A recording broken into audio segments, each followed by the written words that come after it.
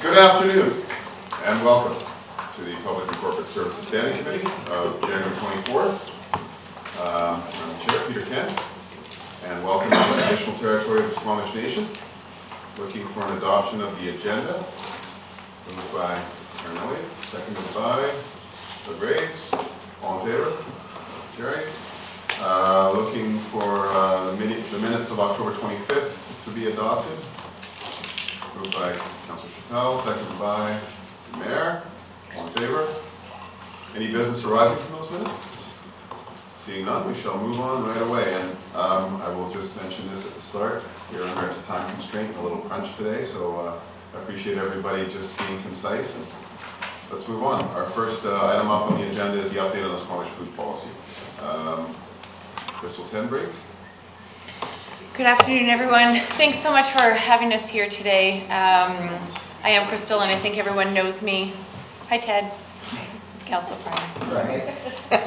And I'm Jerry Caston. I'm a dietitian working with Vancouver Coastal Health in Sea to Sky. And I should mention I'm a staff member with the Food Policy Council, and I'm a director on the Squamish Climate Action Network Board. So I'm going to give you, we're going to give a quick snapshot here, and then I am anticipating you're going to have some questions. So if you want to leave it to the end, I think that might be the most efficient way. And I just want to confirm that you want us out of here by 12:30. Something like that. Great. So I'm gonna honor your time here. Thank Not you. that we want you up. I know. You would like. Just a quick show of hands. Did anyone get a chance to have a look at the background that I sent last week? No judgment if you didn't. It's totally fine. So let's get into it. So the Food Policy Council started in November of 2015. Some of you were there when we officially got going, got the ball rolling. We had Brent Mansfield from the BC Food Systems come up, who sort of is a provincial organization, overall umbrella, who provides support and capacity building for organizations and communities like us who want to start the conversation about food policy. Where do we even start? The relationship between the Food Policy Council and Squamish Can is Squamish Can is the overall umbrella for the Food Policy Council. We are a registered nonprofit society, and the Food Policy Council, I'll explain the format a little bit more, but essentially it will fall under there with various members involved and organizations and district support and whatnot. So currently we are funded by the Real Estate Foundation of BC. We received $50,000 for a 1.5 year project.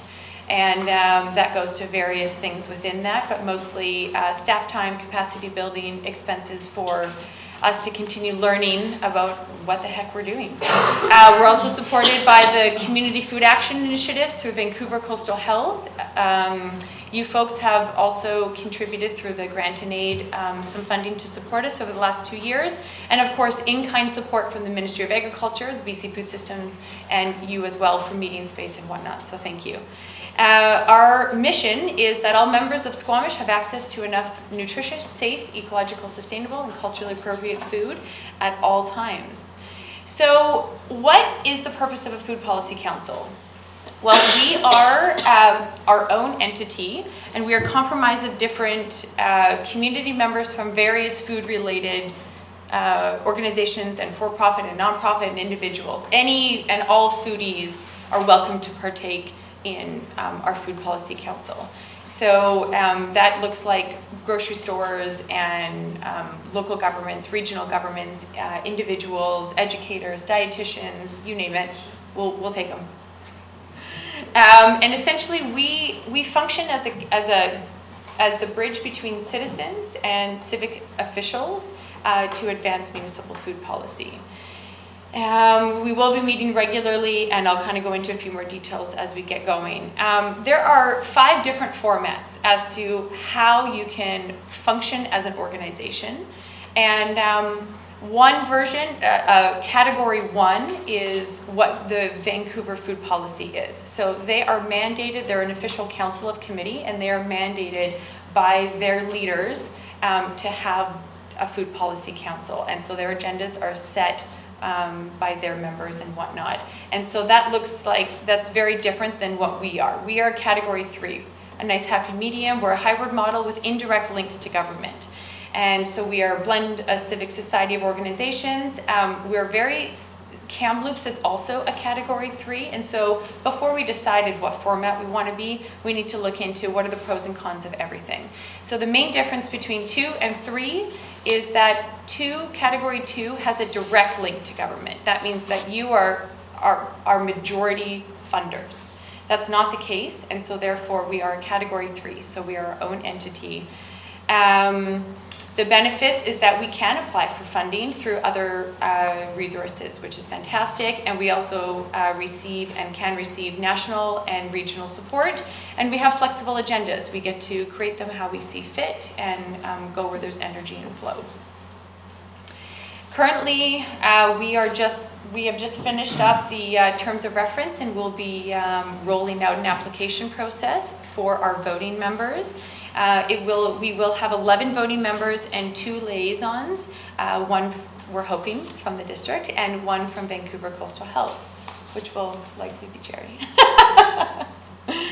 And then liaisons do not vote, but they do connect to the Food Policy Council through their respective organizations. So a few current priorities that we've already identified, and we've kept them quite broad, but this will likely change within 6 months and within 1 year. So the vision, policy, and bylaws, we want to provide feedback on the official community plan, update policy statements, anything to do relating around food and agriculture, food waste, anything else you can think of, which will obviously trickle down into bylaw changes. That is where we see the impact in our community. We are focused on developing agriculture in Squamish, supporting existing and new farmers, and preserving the agricultural lands, and thinking outside the box how else we might be able to have agriculture as a viable industry in our community. The third one is infrastructure, expanding on infrastructure to support food, and so that looks like a year-round farmers market that came up across the board with many people. And it also looks like possibly having an agriculture hub to support new farmers that are coming into the industry, that are just starting out. Oftentimes there's not a place to clean, process, store food, and so we're trying to identify what we need to do in this field, in this area. Education, continuing food education and skill sharing.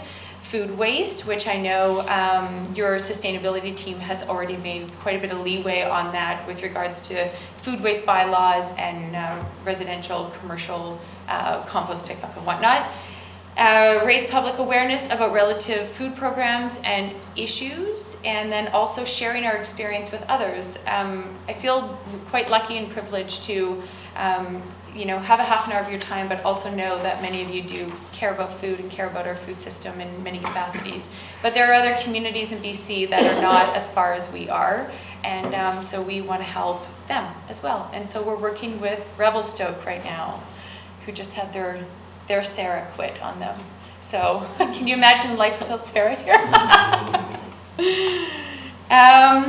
What have we been doing so far with the district? So we have been involved with many of you, and we've also been involved with many of your staff through the planning department and your sustainability department. So we've also supported the food deep dive sessions, which we're going to expand on that a little bit later. And we will continue supporting the deep dive sessions as they continue to unravel. And then also collaborating on policy writing for the OCP that ultimately will integrate the endorsed food charter that you all endorsed 2 summers ago. Crystal asked me to come and speak briefly about food insecurity and food security and the differences and what we focus on between those two. And you have a couple of definitions here. Key points would be that food insecurity is subordinate to financial constraint, that people don't have enough to eat because they don't have enough money. And that's very clear, and I'll speak more about that later. Food security is a much broader definition, similar to the mandate of the Food Policy Council. You can see a situation in all community residents obtain a safe, culturally acceptable, nutritionally adequate diet through a sustainable food system that maximizes self-reliance and social justice. So this is just one of many definitions. They're all quite similar. The FAO, the WHO, they all have definitions that resonate in similar manners to this. What you can see is that food insecurity is a subordinate aspect of food security. The big challenge is, let's just make this go ahead. There we go, is that food security at a community level does not necessarily prevent people from living with food insecurity.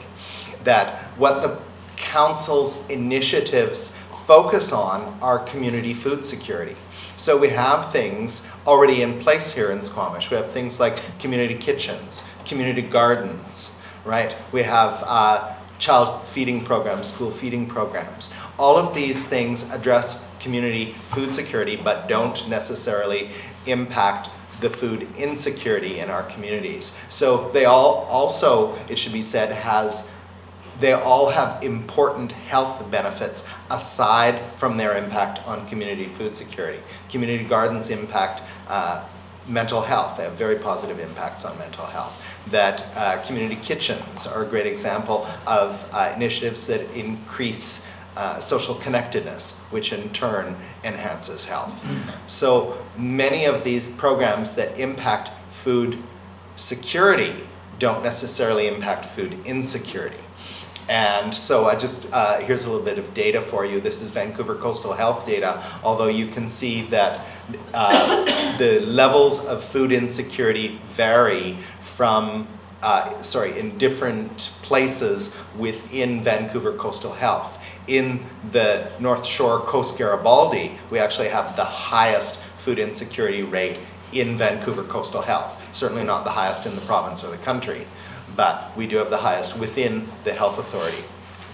And you can see that the characteristics of the households, it's 1 in 10 households, but 1 in 6 children. Also, you can see that 65% of those people who are living with food insecurity are employed. So these are low-income wage earners who are fully employed and yet still don't have enough money to pay all of their costs and still buy healthy food. You can see that a majority are single people, but there's also a significant body of lone parent families. And you can see there at the bottom that lone parent families are 5 times more likely to be living in poverty and hence with food insecurity. One of the key things about food insecurity is that it's one of the very best markers for insufficient income.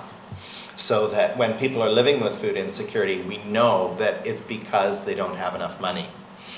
And so I just wanted to finish off with a summary from Dietitians of Canada. So Dietitians of Canada, we can pass, I only printed 6 of these, so you guys have to share. This is a brief executive summary of what I have here, which is Dietitians of Canada's background paper on food insecurity.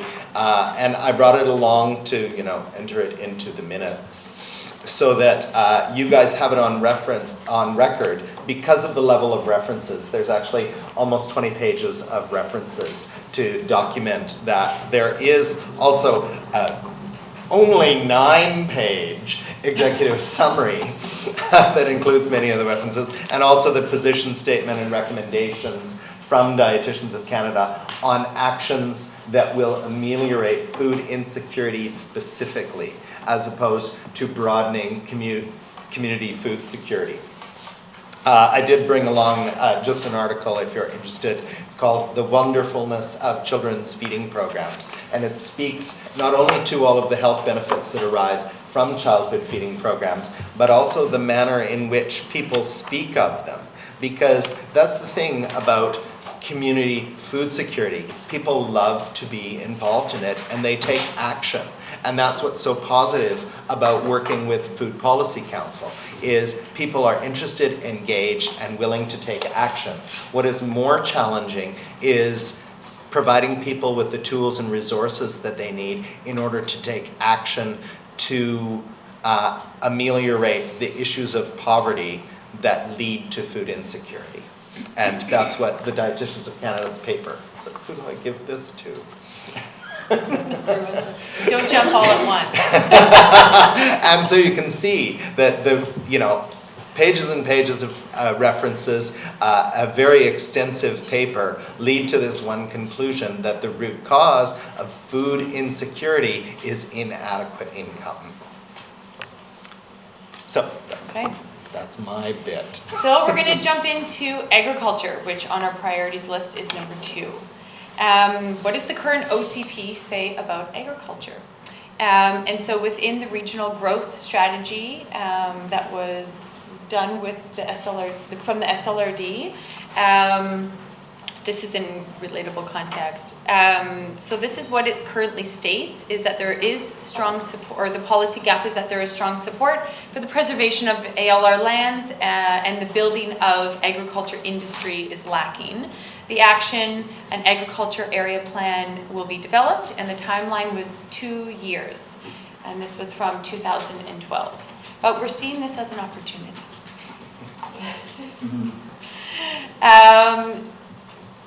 We have been working for the past few months with the Ministry of Agriculture, which has been eye-opening. We have been working specifically with Kim Sutherland, who's our regional agrologist, and I know some of you may know her from your work with the SLRD or other avenues. And she visited us in November and came and did a full tour of Squamish, visited some of Stefan and Lindsay's multiple plots throughout various areas of Brackendale, the Squamish Valley, and sort of like on the north end of Brackendale. Both are on ALR and non-ALR lands. And she also had a chance to meet with a few other farmers, Tracy from Stony Mountain, who provides eggs and I believe a pig share. And she really had a firsthand look at what are we dealing with in Squamish, what are our challenges, what are our barriers, and then what might be opportunities moving forward. She did a mini presentation, which you all were invited to, and a few of you were able to attend, and as well as a few various staff were there. And so I'm going to present to you a quick snapshot on her recommendations, and then I'm going to get to my final point. And then we'll open up for Q&A. So just to give you a bit of an overall perspective on the region and local. So in the Fraser Valley, farming is strong and it's lucrative, and there's also quite a bit of innovation happening. We're lucky, on a global basis, people don't have something like the ALR. It just doesn't exist. And so across the world, we are sought as leaders in terms of our preservation of our ALR lands, which is wonderful. There is quite a strong market for local food, just a local food movement. I know, every time you go to the farmer's market or when you go and travel to a place, the local markets is something that you actually want to see. It connects you to the community, it connects you to the farmers directly, and you're obviously having a higher impact with a direct economic benefit. Some of the challenges is that everywhere, not just in Squamish, we're dealing with a shortage of land. There's a lot of development pressure, and then therefore that's raising the costs, and we have a high cost of land right now. In Squamish, we have 2,700 hectares of ALR, and this does not include the First Nations land, and then 630 of that is just in the district of Squamish itself. We are close to local and Vancouver markets, and so if you have a pig share and you need somewhere to turn that into bacon, you're going to go down to Chilliwack or to Abbotsford. So you have, a reasonable drive to bring a final product to your customers, which is awesome. We also have good climate, soils, access to water, etc. The last thing I will briefly mention is Kim had painted a bit of a picture with what's happening in California. Their current drought situation is likely not going away, although I know they've had some rains in the north. It's likely not happening, and they've estimated at about 60% of some of their vegetable, fruit, and nut agriculture will be gone, and that will be putting huge amounts of pressure on BC, which is great for us. It's an opportunity, and so that's worth noting there. Some of the benefits, I'll just touch on a few notes. There's a steady positive economic impact to the local economy, which we know, and that it also, farms provide a net tax benefit to the local governments. They provide more in taxes than the cost of services. The health benefits, obviously local grown, organically grown, consciously grown is only gonna connect to, you know, what Jerry was saying about our healthy food that we're able to provide to our families in our community. And there's that. So Kim's recommendations to us was that we do an agriculture land use inventory, and we do an agriculture area plan, and we also align with the ministry to host workshops that not only, that are sort of, you know, getting people excited, knowing that there may be opportunities for people to farm in Squamish. I'm going to get into that in a little bit more detail now.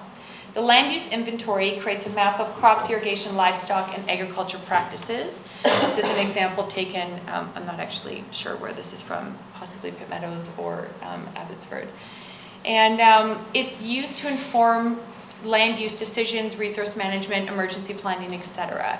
And this came highly recommended as a first step before an agriculture plan, to find out what is actually happening with the land right now, what's going on.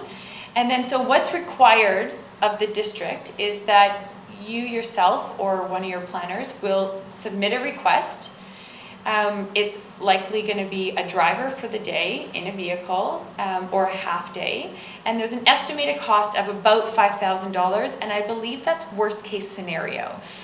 They had mentioned about surveyors and things like that, and so we have been in close contact with the person who will actually be lining this up, but just to paint a bit of a worst case scenario picture as to what the cost might be for this.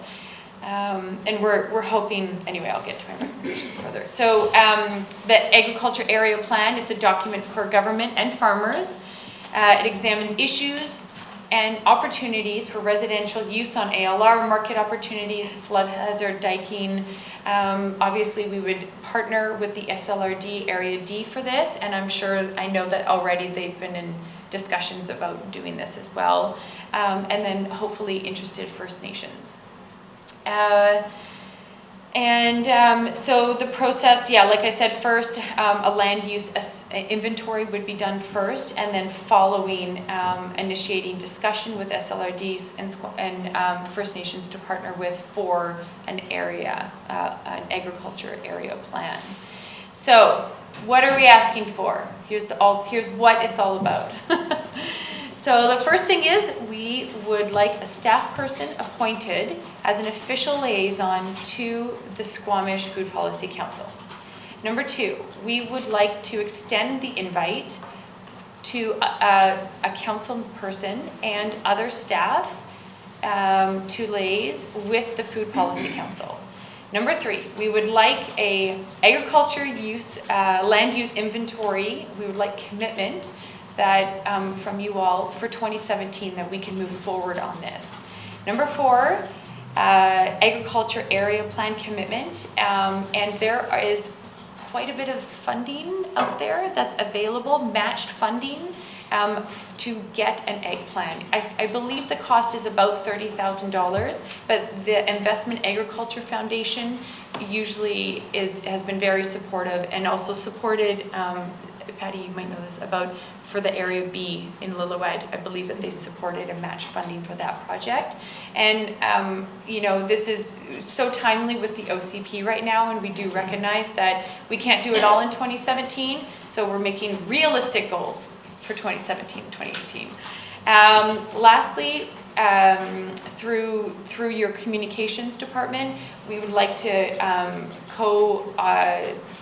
we would like some promotion for any agriculture workshops that we do end up offering that are going to be free and or by donation, and likely hosted by the Ministry of Agriculture or our local experts and our local farmers. And lastly, we'll come back around this time next year for another annual update. Okay, floor is open for questions. Thank you, Crystal, for such a concise presentation. Full of thanks, made my job much easier. Do we have any questions? Okay. Yes? Yeah, been pushing to get the agricultural area plan for a couple of years, and the trick is making sure that the SLRD and DOS have the capacity and putting their budgets at the same time. So hopefully we're on target for 2018. I think it's currently still in our 5-year financial plan for next year budget. I'm looking just out there, not nodding, so I might be wrong, but I'm pretty sure it is. So we want, I would like to make sure it's there. Understanding the agricultural land inventory, and did I read it correctly? There's a $5,000 request in there. So that's a worst case scenario. Is that Sarah? for both the SLRD and us, or is that? No, that would be all together to get the land use assessment done. So yeah, there would be opportunities for shared costs. We just sort of are planning for worst case scenario. Some of the first costs that we had heard about was about $2,500. And because of your GIS system, we can use some of the information from that and not reinvent the wheel for this particular project. And that's assessing what's currently under use, not what could be under use, but Correct. currently being It's to farmed. get a real thorough assessment as to what is actually happening now.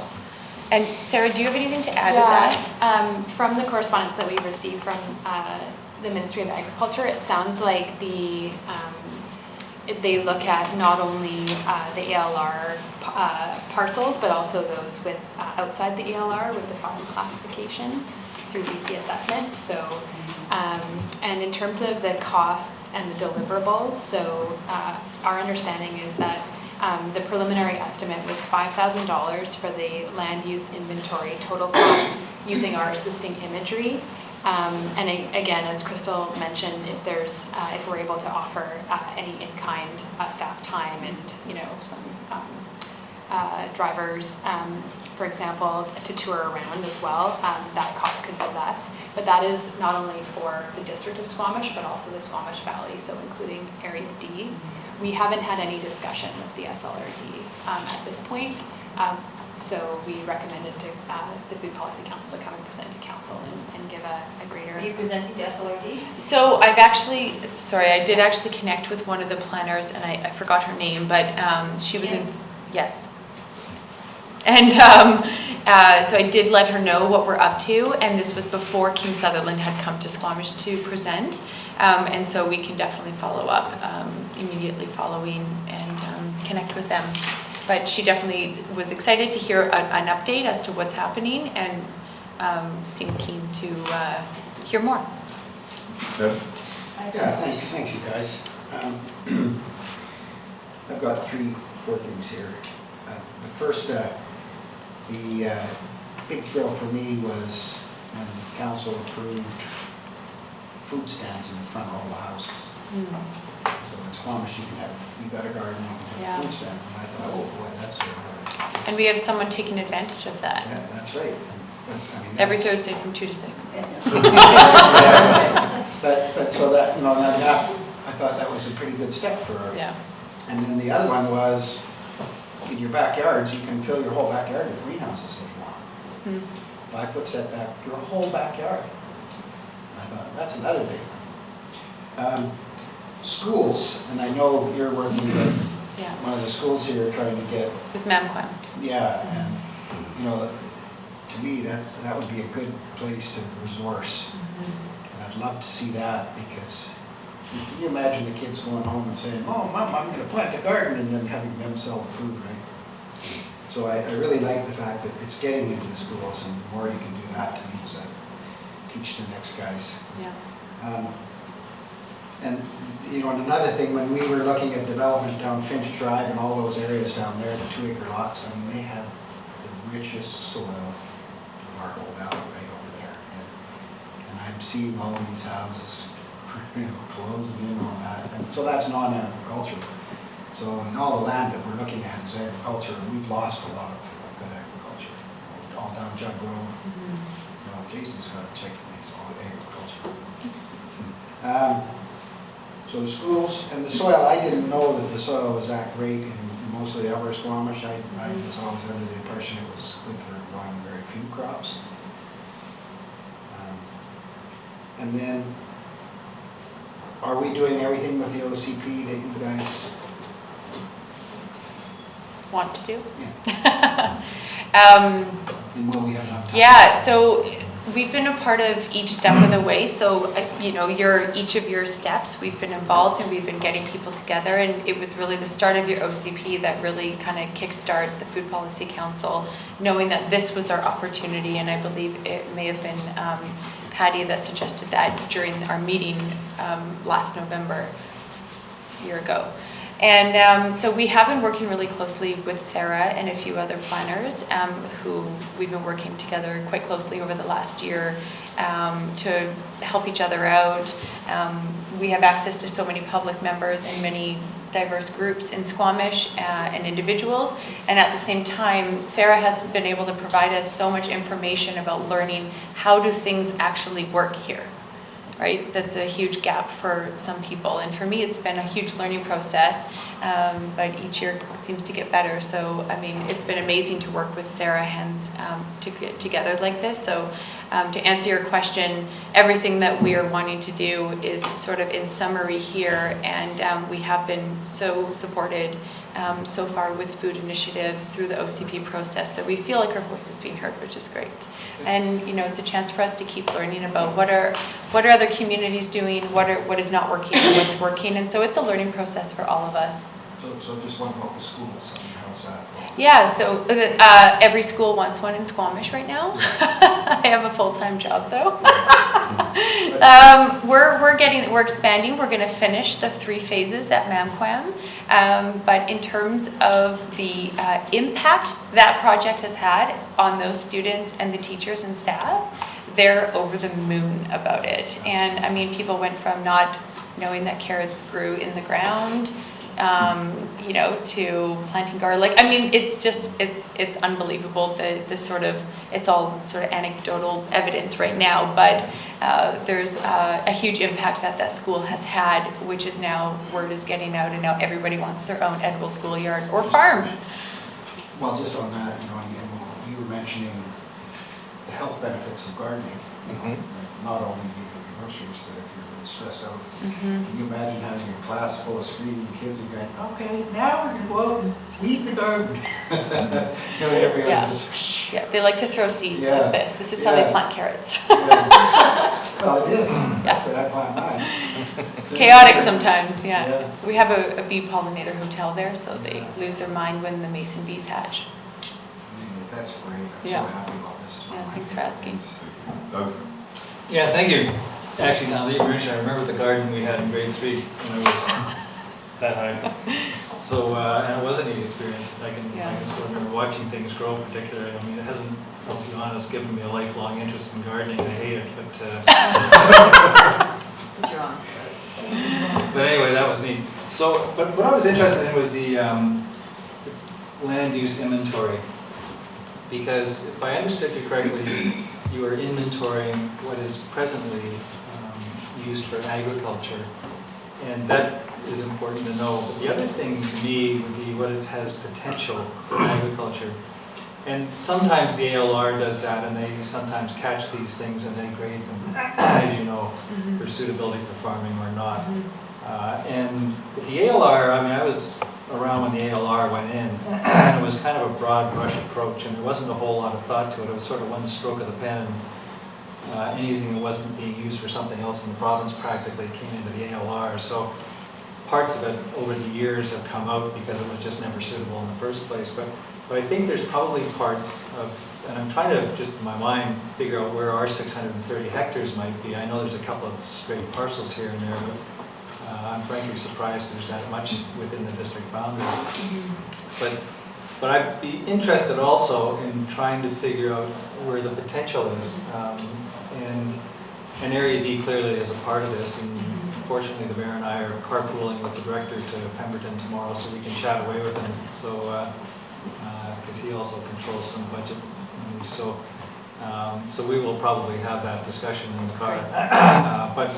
but I'd be interested in knowing, particularly in Squamish, because that's where we make the land use decisions, where potential agriculture is. It's a longer discussion, I'm not going to go into it here, but there are Yeah. possibly some areas where that might be the next use, even though today they might be forested, second or third growth on it. So I'd be interested in knowing that, if we can somehow, if we're going to get into that process, somehow we just widen it a little bit. If I might also add, it also will be interesting to look at that agricultural potential lens with respect to the integrated flood hazard management plan recommendations as well. And we can certainly inquire with the ministry just in terms of their methodology and exactly how do they review the potential piece, so for non-ALR or non-farm class properties. The 3 deliverables, just for clarity, that we would get from the land use inventory is land use inventory GIS data, and then a full land use inventory report from their agrologists. And then also, if we end up, they're also really interested in water modeling. So as part of the ag plan process, they often do the inventory, they do some water modeling, because often, just depending on soils, like one of the major factors as to whether soils are suitable or not is the degree to which there's proper drainage. So they do water modeling as well. So we get a water model report also. All right. Yeah, it's interesting what is ALR in our valley and what is not. And the numbers that you quoted, is that including all the stuff in the riparian area on the west side of the river?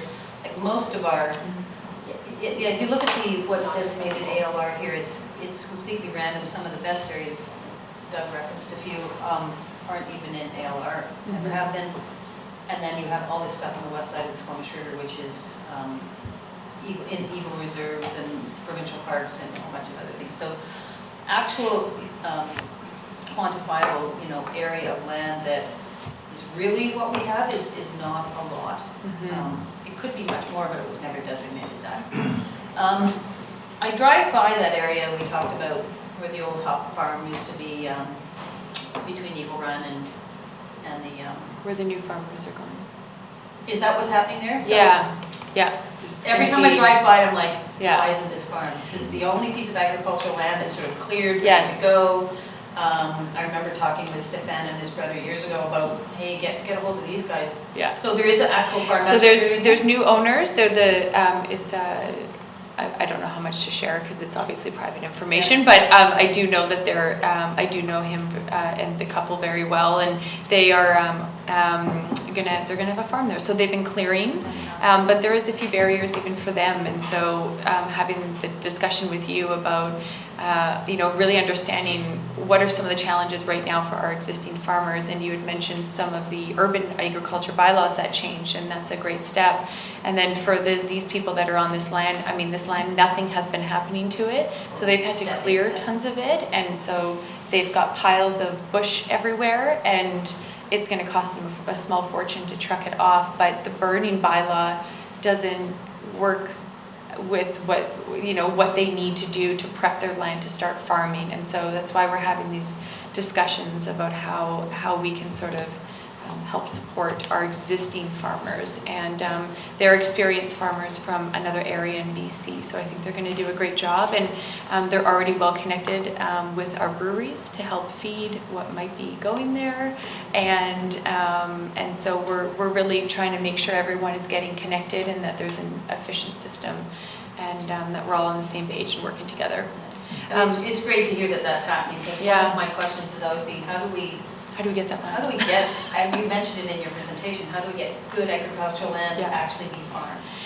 I may mention one other thing, because I've heard a few, I know that there's not a ton of ALR land, and that 630 hectares may look like something smaller, but Kim did mention that some communities have actually done a hold on their developments for a year. I'm just throwing this out there. I'm putting this in the air. And they did a 1-year hold for all developments until they finished their OCP and finish planning their community for how they want it to run, including in agriculture. And then they did some downzoning. So they took some of the zones that may be current residential zones, and they recommended that it goes to ALR. So I'm just throwing that out there as another option. Not to say you're going to be liked. You may ruffle some feathers, but this is what other communities have done, and It does take some boldness for sure. Susan, cognizant of time, please, let's keep our comments brief, thank you. Thanks. Not just you, but we have also Ed and I think it was Jason coming coming up from next, so Kenny, I just don't want to run over, so, thanks. Good. You're good. I'm interested in you, in not downzoning, but holding, I like the idea of holding our development and community planning and having that community planning in place. And I'm also interested in vertical agriculture. We talk about ALR land as if it's the end, but really the farming practices that are modernized are using things like integrated fish farming and using fish farming with small fish inside industrial areas to have vertical growth gardening. Not just aqua farms, but there's, the innovations now in farming don't don't restrict farming to ALR lands. And I've heard the same as Ted, that some of our ALR lands are not the best areas, and that farmers that I know that have gone out there to try and create density in their crops have had immense trouble because of the farming. But I'm wondering about regenerative agriculture classes and ways that we can look at regenerating our ALR lands in our practices and policies as well. But having policy in place that, because we currently don't have any integration of, if a farmer wants to utilize, we have, the whole industry of hops growing and pot farming and all of that that's already going on now is in our industrial lands. And I just am curious about the policy that may go along with that, taxation and encouraging people to. So Vancouver, what I can do is I can pull those details away, and I can talk to the Vancouver Food Policy Council, as they have revamped all of their policies to support urban agriculture, but also that their industrial lands support industrial, like light industrial agriculture. So opening it up to fisheries and also creative projects that are innovative and whatnot. And so there is some really amazing innovative projects out there. Some of them may be costly, but it could be an efficient and effective way to use the land, at the same time creating good paying jobs and maintaining jobs in our community to help keep people from not driving to Whistler or Vancouver. So you mentioned the vice culture that's going on here of hops farming, and we have an incredible amount of breweries that are opening up here, and hops was the original industry that was here. I don't know how much that is sustainable or helping the actual cause, but it's really interesting as far as our economy goes, they're going to need supplies, and it'd be amazing to have everything be localized, like hops farming and fruits and for Gillespies, and there's a lot of cohesive things that can go on with the economy because. I'd love to, I can briefly comment on that if you want. I was just going to mention, so, there's also challenges to the ALR. So a lot of them are kept in the lots. They don't want to break it up. As soon as you pull land out of the ALR, the likelihood of it getting broken up and it is not used for agriculture purposes is super high. So there's some large properties, 100 acres and beyond in the Squamish Valley. Some are used to grow hops right now. And hops farmers typically work together on one plot of land. But if you're a sole owner, your only option is to start leasing it out, and then obviously putting in infrastructure for water and for processing and for storing is a big challenge and gap. And that's part of what we're hoping to learn from the ministry is how do we get through some of this? How do we provide mortgages for people that want to do a startup farm? How do we get into, leasing land, and what do we need to know, work with lawyers and contracts and all that? So there is obviously discussions, and there are examples in Squamish, in the Squamish Valley of that happening.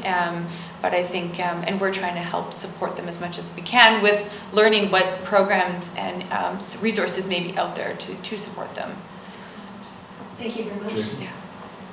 Yeah, I really appreciate that we had part of the presentation on food insecurity, because I think that sometimes that gets lost in the whole conversation, and for me, I think it's very, very key. And so I'd really be interested in the future as you guys move forward, like looking at specific recommendations that a municipality can undertake to address insecurity, food insecurity, recognizing, of course, that we're not responsible for, we don't have the funds for income supports per se, but we can affect change a lot in terms of, for example, community amenity contributions from developers to make a community kitchen, or, a lot of those kind of pieces, and, maybe expansion of the farmers market food voucher thing. I thought that was a really interesting program. So, and, maybe even we as a district, as an employer, becoming a living wage employer, and encouraging other businesses to do so. So I'm really happy to see that. And then the other thing that I was wondering about, and I know that Vancouver's probably done it already, but recognizing that we have more issues with wildlife attractants, but having recommendations for edible landscaping that we could insert into our development planning process, where appropriate types of edible landscaping just be an expected norm. And I think that would be really interesting. And then the final thing, land economics. I think that downzoning is one way to do it. Maybe a bit challenging. My remark would be that we still already have a very limited amount of reasonably developable land to accommodate population growth, and so maybe we need to be very creative and think of some new tools. So I'm thinking in particular, I don't know if this has ever been done anywhere else, but how Vancouver had density bonusing for the Heritage Bank for heritage properties, and basically developers get density bonusing, and then in turn that money is used to secure heritage buildings so they don't get knocked down. And I'm wondering, maybe we can look at something like that for some of our most valuable agricultural pieces. And that's why the inventory, I think, will be useful, because we can determine, what is really, really valuable and what can we let go, or what is good for industrial type purposes and things like that. And then the other thought that I had as well is that I know, especially for industrial farming, energy is always a big issue, right? How do you get affordable energy and all of that? And we were in some preliminary discussions about having our own energy utility, and maybe that could also pay some dividends in terms of offering, a effective thing for that.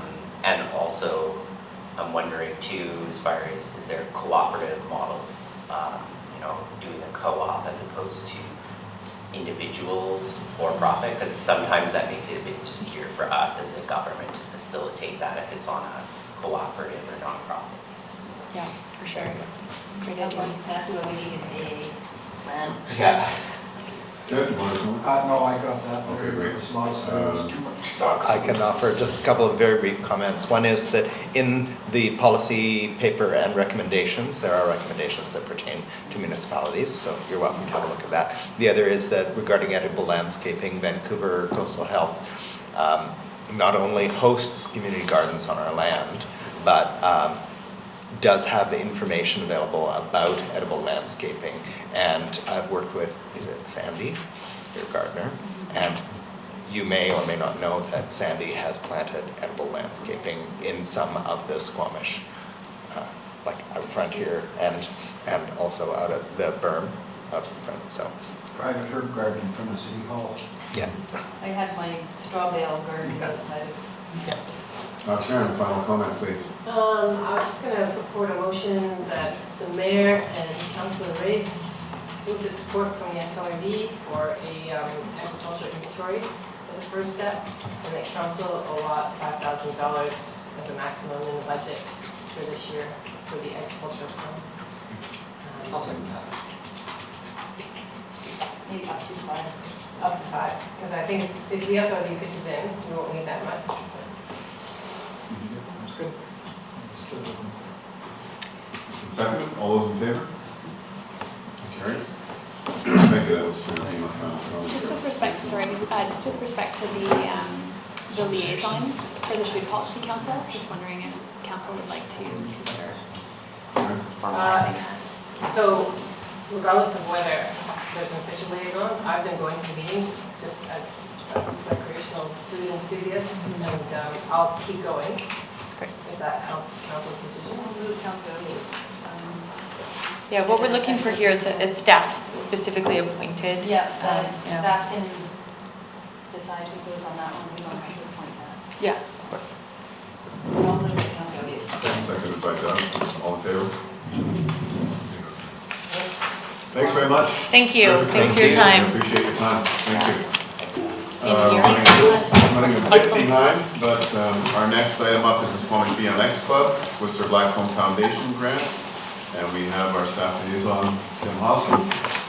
The window of time has closed a little bit on it, but that's usual, Tim, sorry. It's all good. You're used to it.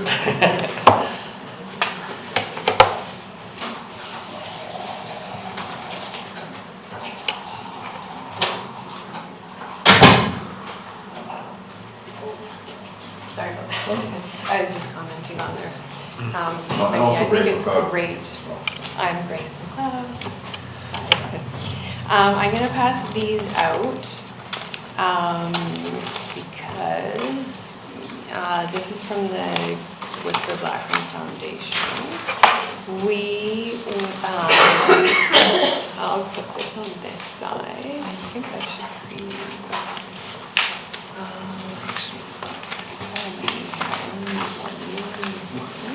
And then the rest. I was just telling Crystal that a friend of mine adopted a little girl. She was 7. She was raised by her father, who could only afford fast food, no vegetables, and she came to Sarah with these thick glasses, and Sarah's vegan. And she introduced vegetables into her diet, and she didn't need glasses anymore. Yeah, so I just told Crystal that. That's great. So thanks for supporting that. I think it's wonderful. So as you know, our BMX track looks incredible. With $75,000 in grant money, we were able to do 150,000 plus reno on the track, and it looks amazing. But there's finishing details that need to be done. Whistler Blackcomb shorted us on our initial grant that they awarded in the fall of 2015, and they asked us to reapply. So we reapplied to recover the shortfall. They did that to Whistler BMX, Pemberton BMX. They reapplied, we reapplied, and we got the shortfall, the $15,000. So essentially when we put in, the money was from them was to put in the gate. So essentially we robbed Peter to pay Paul.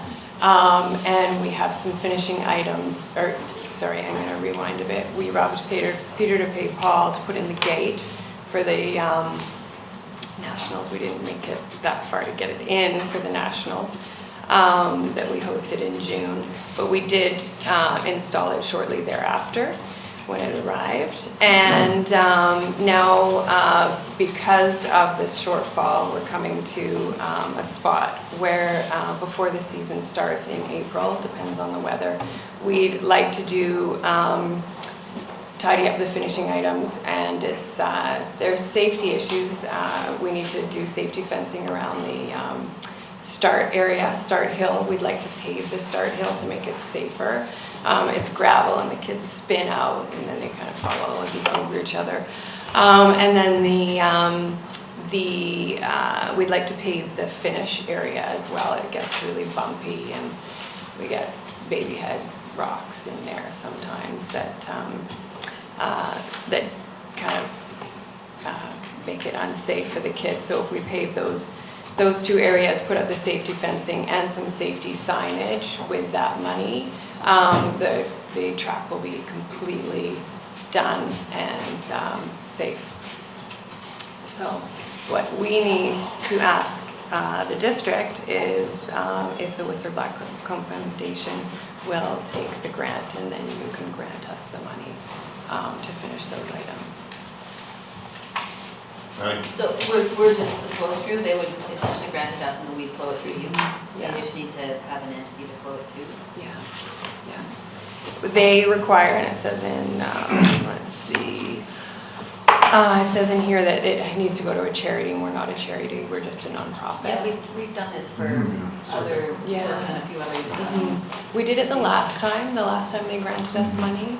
It came through here, but we don't want to jeopardize your charitable See a status. problem with that at all. Doug? Yeah, there are two types of foundations, and one can actually put money into the hands of a person on the street, and the other one, such as this one, and such as the Squamish Community Foundation, when we set it up, can only give monies to what's called a qualified donee, which is a registered charity or a government body.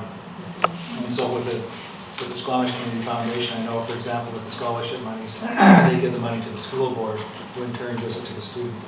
So it's just a matter of, to have integrity, of us being sure that they're going to put, for example, it can't be used for operational costs and stuff like that. But apart from that kind of thing, there's no risk to us. And we've done this, I think the year before, I think we've also done it for Sorka.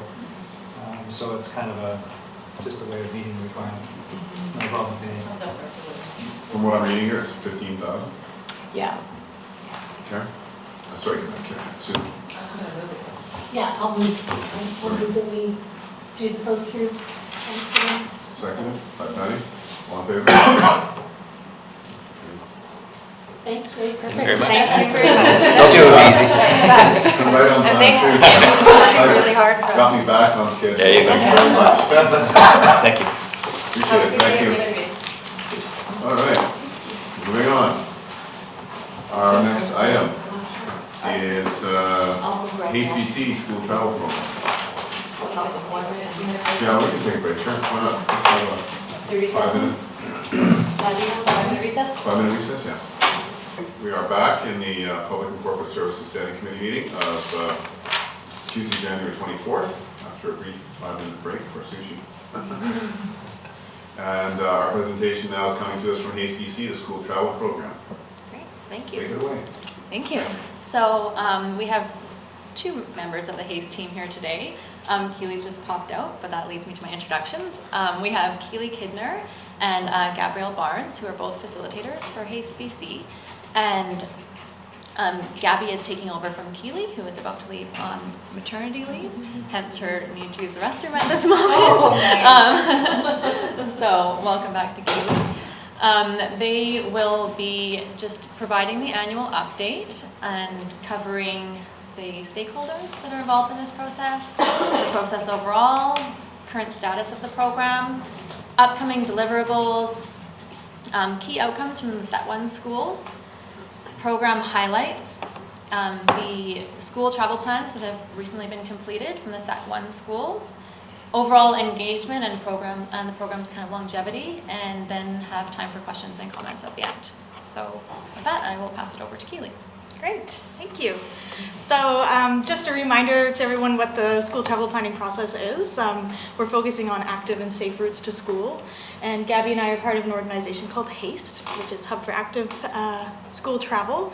And as you know, HASTE does a lot of school travel planning work in Vancouver and BC in general. And this is one of the first places where we've done work in a smaller community. Which makes Squamish very special in terms of school travel planning. And thinking back on the last year and a half or so doing work here, there's been some interesting obstacles and perceptions that have come up. For example, dealing with infrastructure, catching up with infrastructure. So we're in a small town that is booming, as you know. So we have a real opportunity to put all of that infrastructure in and making sure that we're moving in the right direction in that sense. But the other part of that is also working on behavior change. So we are Canada's capital of outdoor recreation, but we need to focus also on making active lifestyles part of that, not just part of recreation, but making sure that people are choosing to get around actively as well. And so we've had some major successes in Squamish. Of course, we've had major infrastructure improvements, which we're going to talk about as well. But we've also had a lot of collaboration across a variety of groups and stakeholders. So one of the biggest successes that I've found has been putting together the steering committee that's been working with the school travel planning. And we've got a variety of folks here from different representing different organizations. Some of them are coming out to walkabouts and meetings. Some of them are receiving updates and helping where they can. But as you can see, it's quite a broad group. So we've been building some very collaborative working relationships with community members. And we've had very positive feedback from those who are involved. So I'm personally involved with the Squamish Trails Society, and I know I've heard some very, very happy people talking about what's happening with the school travel plans and the school travel planning process in general, and how it's been working well with overlapping with things that they're doing in their own communities. And we've got potential for more stakeholders, so there's always more folks getting involved. At the moment, Gabby and I are doing some outreach with the Rotary Club for the bike rodeos and Bike to School Week this year. And we're also outreaching with Squamish Nation to see if we can get some folks involved in that sense. So more stuff happening with the stakeholder community. So what I'd like to talk about really quickly is just remind you that we had two sets of schools. The first one was the 2015 and 2016 schools, which were Garibaldi Highlands, Momquam Elementary, and Squamish Elementary, and that's the Set 1 schools. And right now we're doing work with the Set 2 schools, which are Brackendale, Valleycliff, and Sea to Sky Learning Connections up at Stawama School site. So I'll just let Gabby talk quickly about the process. So as I'll be taking over for Keely in the next month or so, we've completed the Set 1 of the process, which is all these laid out up here. Moving into Set 2, we're working with Brackendale, Valleycliff, Sea to Sky. In addition to these schools, we have extended invitations to neighborhood secondary schools to participate in the process. So our survey information has been received and analyzed from the Set 2 schools, and we'll be informing the school walkabouts that are happening in the next 2 weeks. Yeah, so that's where we are with the Set 2 schools, but just to move back quickly to the Set 1 schools and update you, we've obviously gone through this process at this point, and we've got our action plans. And some of the outcomes that have come out of this process that have been really helpful include things like the maps. So this is a basic sort of evolution of the map. So you can see the first map we have had very little information. It's basically physical structures and where things are around the school, and that's what we use to gather data from people. So we have people draw on the map and write where they would travel to. And that leads us to our heat map, which shows density, so where people are living, where people are coming from, and the kind of routes that they're using, which gives us a lot of information. And from there, what we've done is come up with our best routes maps. Now, the best route maps, whenever I present these to people, I always say it's not ideal route maps. These are the best route maps that we have, that we've come up with right now according to what we've got going on around the schools. And these can, of course, be updated as infrastructure comes along, as different things happen with the schools, there's different engagement, that sort of thing. But these have all gone out to the parents and the school communities as a pamphlet. It's also got safety tips as and information on there for the kids. I even included things, like for kids to look for while they're walking, that sort of thing.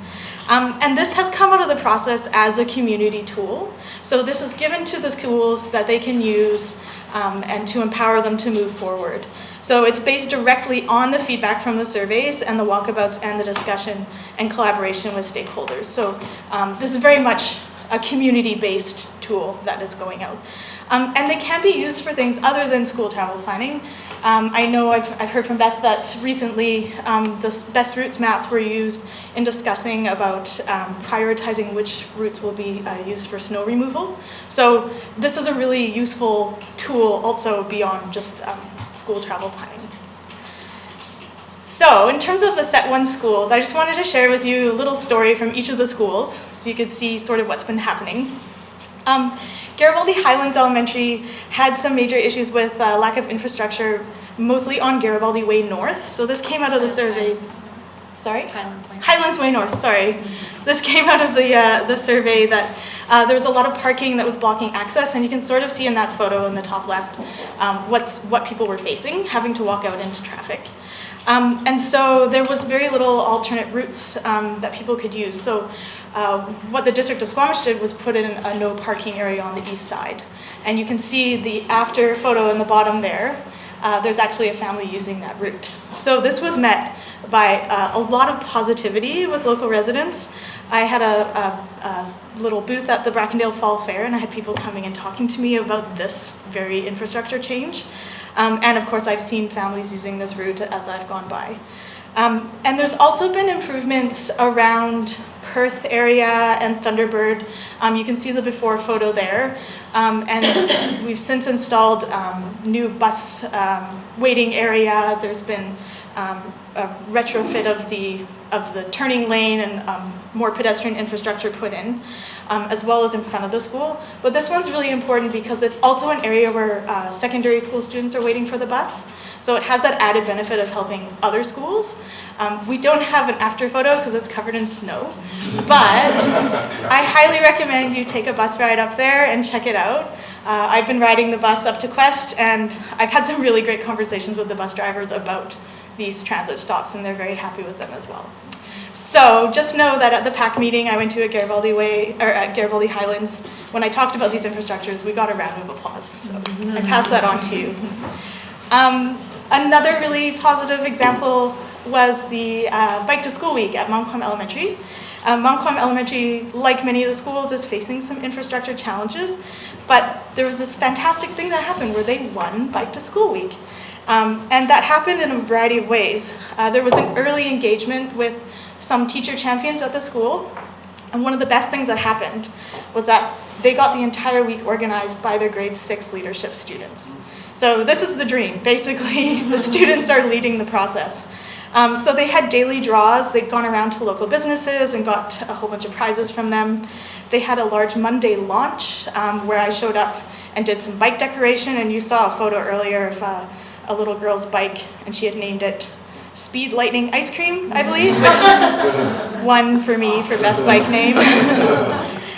So it was really great to show up and see, what was already happening at the school. And they won a new bike rack. So as you can see, they probably needed it during that week. And hopefully this next year they'll win again and fill up that new bike rack. But there's also infrastructure going into the school as well. So we've got additional pedestrian beacons that are being added. And we've got safety improvements coming along for both sides of the overpass. But it's a great example of what can happen when schools get engaged and really go into the process.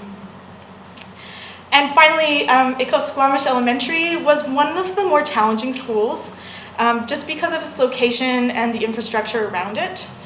We've got the highway, we've got the railway, but one thing that came out of the surveys was this perception that the underpass under Highway 99 connecting Rose Park to Pemberton Ave was sketchy or dangerous. So we decided to get some students and go on a little rideabout.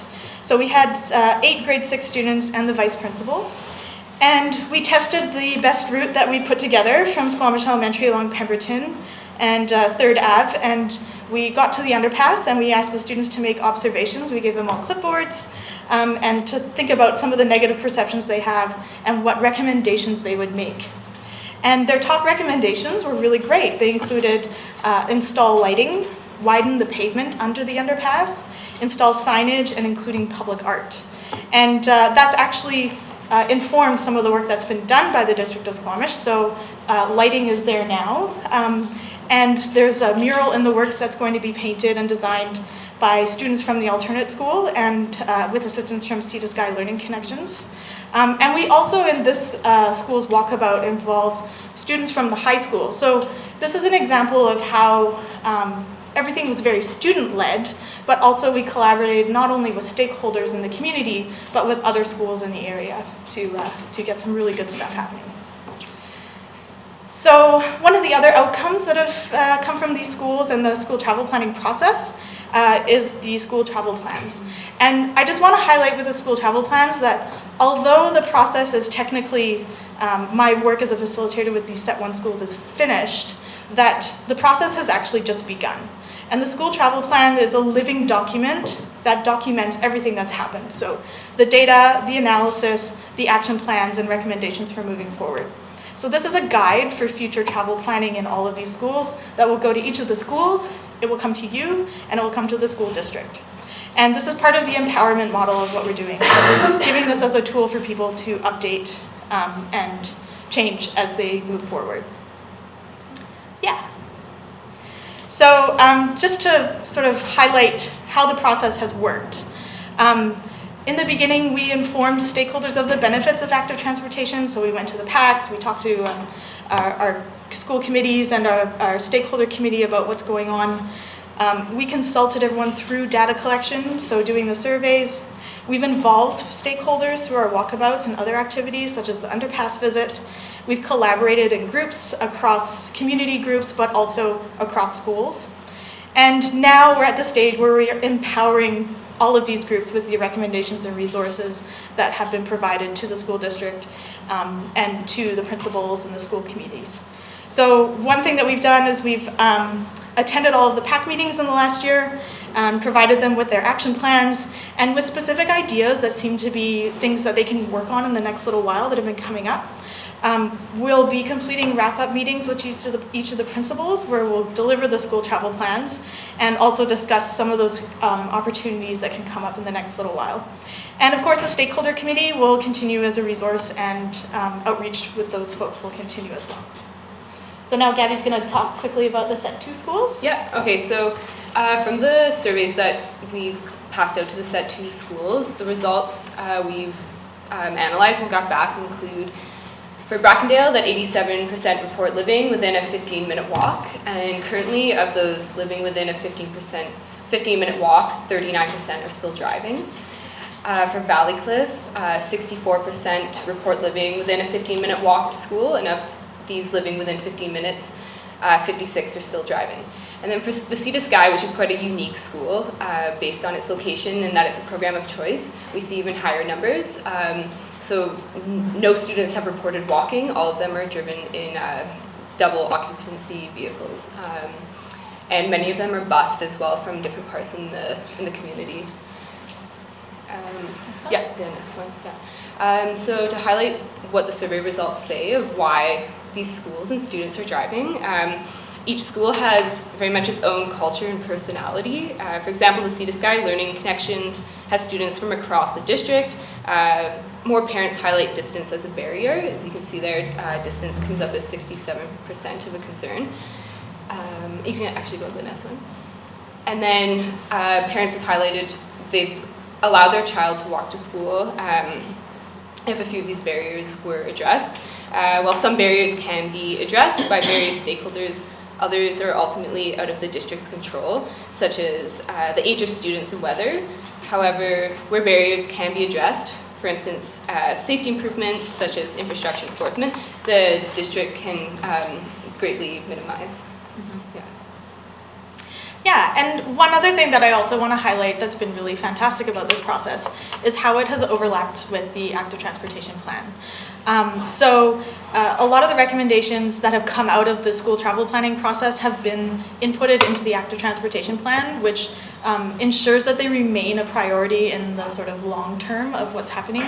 And it's really informed what's happened. You can see that a lot of the work around the schools and where children are congregating, such as Brennan Park, has become a priority for the ATP. And one example of that is Rose Park. Now, this was really exciting to me because it did come out of the surveys with Squamish Elementary that crossing Highway 99 was a real problem. And also coming along Loggers Lane, the bottom of Loggers Lane, it was not terribly safe all the time. And Rose Park was a really great alternative, but now with the work that's been done on Rose Park, it actually makes it a lot safer. It allows people to bypass Loggers Lane. It provides really great connectivity into downtown and the corridor trail, which is also going to be helpful for other schools such as Sea to Sky Learning Connections. And it's an integral piece of the safe bike route that we've designed on the Best Routes map. And yeah, just a really great start to improving safety and working with the underpass and that sort of thing. So that's been really wonderful to see. And of course, it's always nice to see that people like what you're doing. So support for school travel planning has been very high with all of these schools. 95% with Valleycliff and Squamish, 99% with Montcalm and Garibaldi Highlands, 97% at Brackendale, and 100% at Sea to Sky Learning Connection. So there's a lot of support for what we're doing in the community. And I just want to say personally, thank you for your help with doing this work. It's been really, really fun. The best part has definitely been getting out and seeing the students. This is some of the media that we got last year, and this was around the bike rodeos and bike to school week. So this is helping the students name their bikes and draw their little bike ice cream lighting speed, whatever it was called. But I just also wanted to highlight that there's been support for what we're doing in the community beyond just the people that are directly involved. So we've had a lot of media support from the Squamish Chief, from the Squamish Reporter, and it's been really wonderful to see the entire community get involved with what we're doing. So I hope that continues. Yeah. Cool. Great, so thank you, Keely. And so we've got some time for questions and comments. Thank you. Thanks, Well, Kelly. it is very gratifying to see how the set one has actually come together so successfully, and it's great to see all the community involvement from everybody getting behind this. I think I have Karen on the list first, and then Sue. Okay, so I have 3 things here, I think. So can you make sure that council gets invited to the walkabouts? Because that was really helpful last year to hear that firsthand and then be able to know what we're investing in. For sure. We talked in council about making sure that the Waldorf School was included in Valleycliff. And I know you mentioned inviting the junior high school, but I just want to make sure that the Waldorf School was being invited. Yeah, okay. And then also, I know for the Set 1 schools, you're starting to step away and you're delivering their final plans, but a couple of questions is, are you leaving behind a champion in schools? And I know that we have things that are active transportation plan to support those schools and development of safe routes around them. But would you recommend us, I'm curious about the impacts these are having. So when would we survey those schools again to see if those numbers have changed between the number of kids that are walking, biking versus getting driven?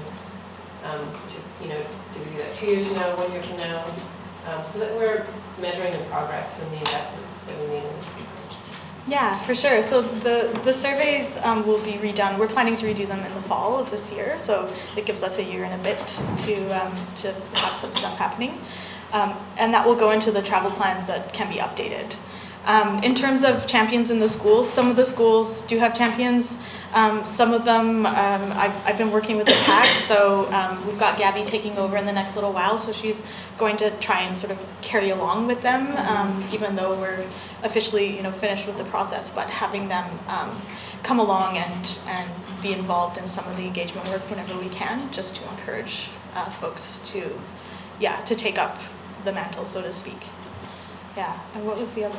I just wanted to see if the district should be setting aside money every so often to make sure that we're going back and checking in with these schools. I mean, once we finish the second set of schools, technically we could just say we're done. Except that it seems like a process that as the community grows and things change over time, we actually want to keep coming back to it. So at this point, ultimately the program does end. For longevity of this work, and it comes more down to the education and engagement portion from here forward, Hasty does offer another program which is called Cool Routes to School, and it's an engagement. It has an approximate cost of $5,000 per school. That's not something that we've requested in the 2017 budget, but it might be something that we can consider kind of after this process is wrapped up to include an ongoing education component. Thanks. Thank you. Sue? Thanks. Yeah, I'm really excited to see the wrap up of this program, but I'm also really interested in, we have a very limited, actually we have an active transportation budget, which is for us, I think, a really exciting thing that we haven't actually had before, and having the active transportation plan and how it integrates with this. And I'm always cognizant of how we fund into the future. and how we take information and then integrate it into our plans. And it's always nice to ask how people are doing, but really, when you have a plan, you have to fund it, otherwise it's just a plan. So funding the active transportation plan and getting the implementation of the trails and safety aspect of that, I think that is, before we receive feedback, we really have to get on top of actually having safe routes to school, which, I know we did that little paving bit and that was grant funded, and we continually, and I know staff do this and are amazing at actually looking for grants to fund future active transportation. Green Municipal Funds has a lot of funds for active transportation as well, so I'm hoping that we will continue to be resourceful in looking to implement the active transportation plan. And I'd like to see that as one of the plans that is, really adequately funded every year, and that those maps inform where we get to first. And the bridge underneath the highway there is great, but then it sort of ends in an industrial area, and we can't get kids into the downtown. And so now staff is amazing at pointing out other routes, but we really have to get those solidified in our budget every year, and tough with limited resources, and we can see all the things that we've had to add to the budget in little increments. But I really want to be cognizant of that, funding what we actually plan. All right. Yeah, thanks. I think this program has been an overwhelming success, and it's interesting.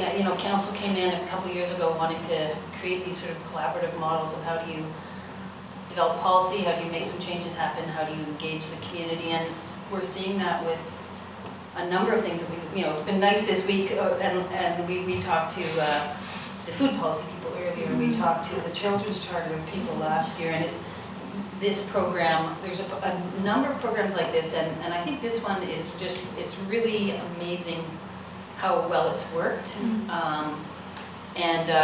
These are the types of meaningful engagement, working with staff, working with the community on different levels, not just sort of like sit around a table. And so congratulations, I think this is fantastic. I did want to make sure council was invited to the rideabouts or walkabouts, that's fantastic. I wanted to build a little bit on what Councillor Elliott was saying about benchmarking. And we have this very tangible, we've done an infrastructure change here.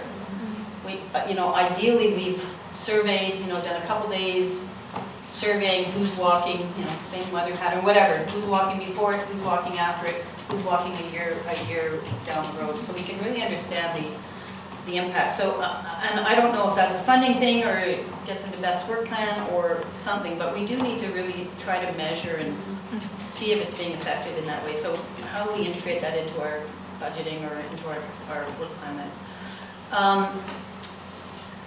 I was a little disappointed that the kids never came back with their own verses of the song. No, me too. But we'll try again this year. The teachers do have all the chords and the lyrics. Okay. So I was thinking of mentioning that in the exit interviews with the principals. It's a little disappointing, but yeah, congratulations. I think this has been a really, it's been a bit of a success, no doubt, but also a model of how you can sort of take policy development and public engagement and collaboration to a new level. So thank you. Thank you. Ted? Oh, thanks. Well, all of the above. And like Patty was just saying, and I laughed because I thought, that's just what I was going to say. And we had the food people in this morning, one of my favorite groups, and then you guys in this morning, another one of my favorite groups. And of all the years I've spent on council, those two things Your happiest day. I mean, the most pleasure. And I always say to people, how's it going in there? And I think, well, you've got food security. Oh, safe foods in school. Anyway, I think it's really good, like Patty said.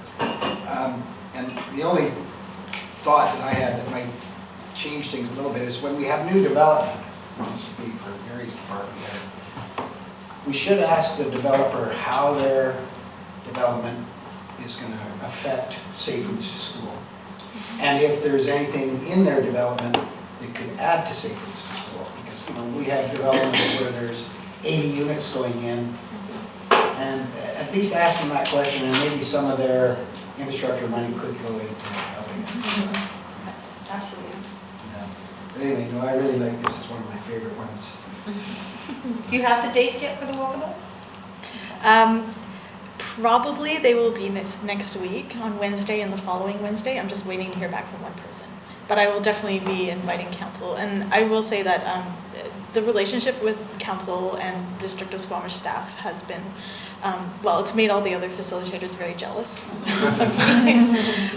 For a lot of reasons, working in Squamish, they're very jealous. But yeah, it's been really fantastic to have the involvement and the support. So that's one of the other major stakeholders that we're really appreciative to have. So this has been a really good experience for us as well. So thank you. Sue? Thanks. As far as communications, I'm just thinking about a few councillors said, we have food policy, children's charter, just as far as, and we've talked about healthy communities benchmarking and indexing. The simplest thing that we could do is put all these initiatives on one page in the website.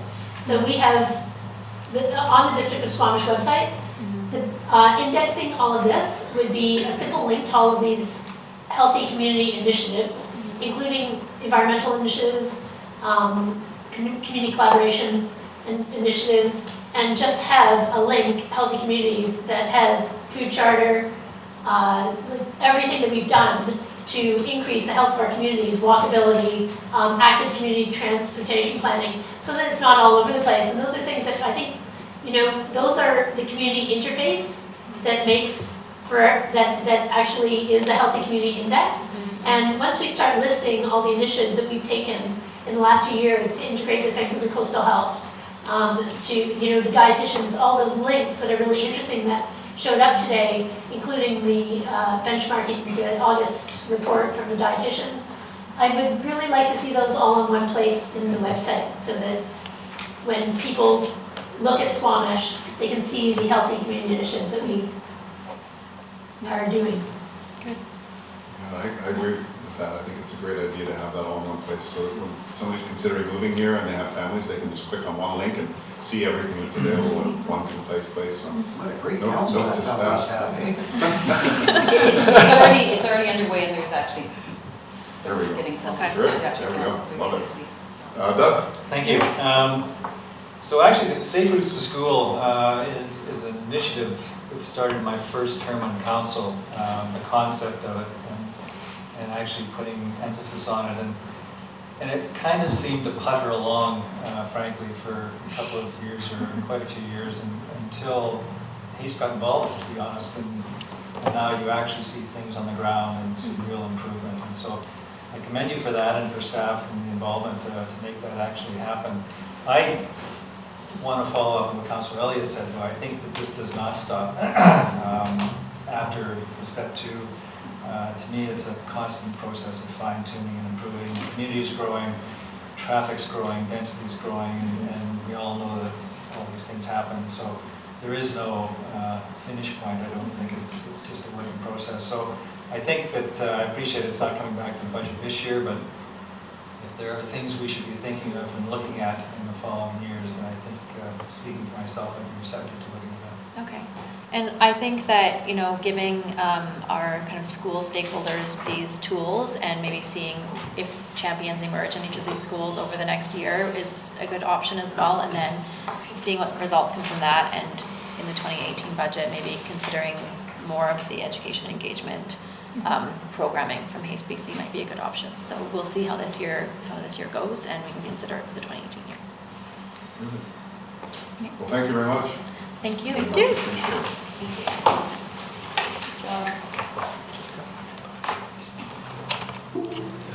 So, moving on.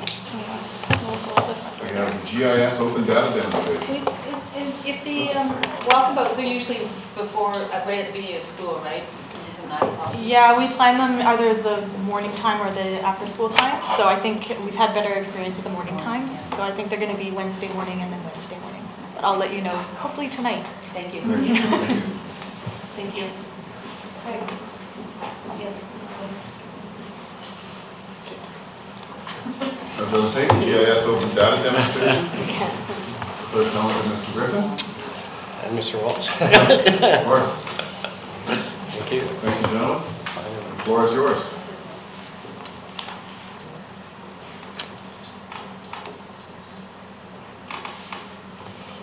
Good afternoon, Mayor and Council. Thanks for inviting us to speak. I'm Dan Griffin. I'm the GIS mapping supervisor, and Craig Walsh is a GIS guru on his own right. So we're presenting on the open data initiatives at the district, and I'll give a brief introduction of what open data means and talk a bit about some of the principles that define open data, and then go into a brief demonstration of what we've set up in terms of open data so far at the district. So it's really the Open Data Initiative, and here's a definition of what open data means. It's the idea that some data should be freely available for wide use with no restrictions, essentially. And that really defines what the core of what open data is. It's about being proactive with data rather than reactive, and we're already seeing some uptake there where we're getting data sets out, and consultants or whatnot, we can just direct them to our open data portal rather than having to fill one-off requests continually. It's built around our existing policies, so we're being cognizant of privacy concerns and FOI concerns. I think it was great to hear about the HSBC and the idea of creating a place where people can go for basically one-stop shopping for that kind of information. And this as well serves as a bit of an inventory for data sets within the organization. So in terms of benefit, I spoke a little bit already about the benefits there, but basically I think it supports the vision of council for the community to engage and innovate and provide resources to the community.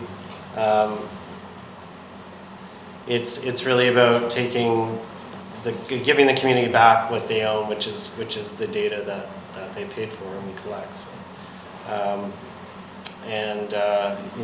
There's lots of examples of people utilizing open data. We have some examples that we have on our own website. The Recollect app is a good example of that, where we have garbage routing information, and I think we have, in the future we'll have smart buses, and people can track the buses that are going around and when they're going to arrive.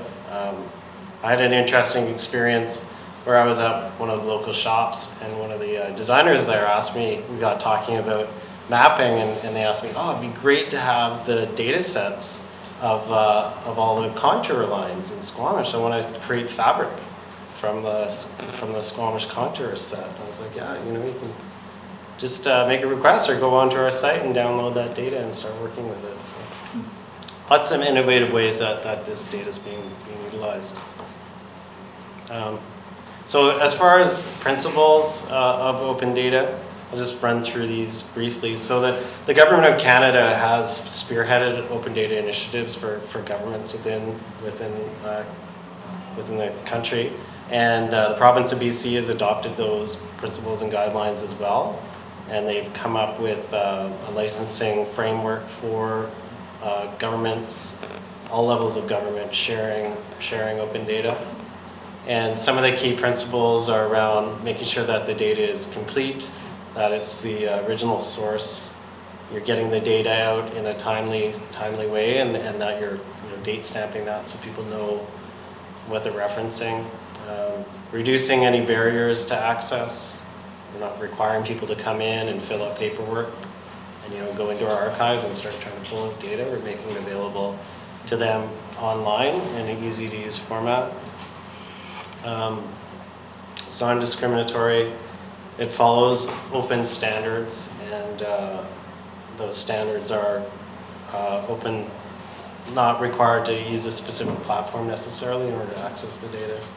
I mentioned the licensing around that. So really the licensing is there to help people use that data in an open way, but also credit and recognize where that information is coming from.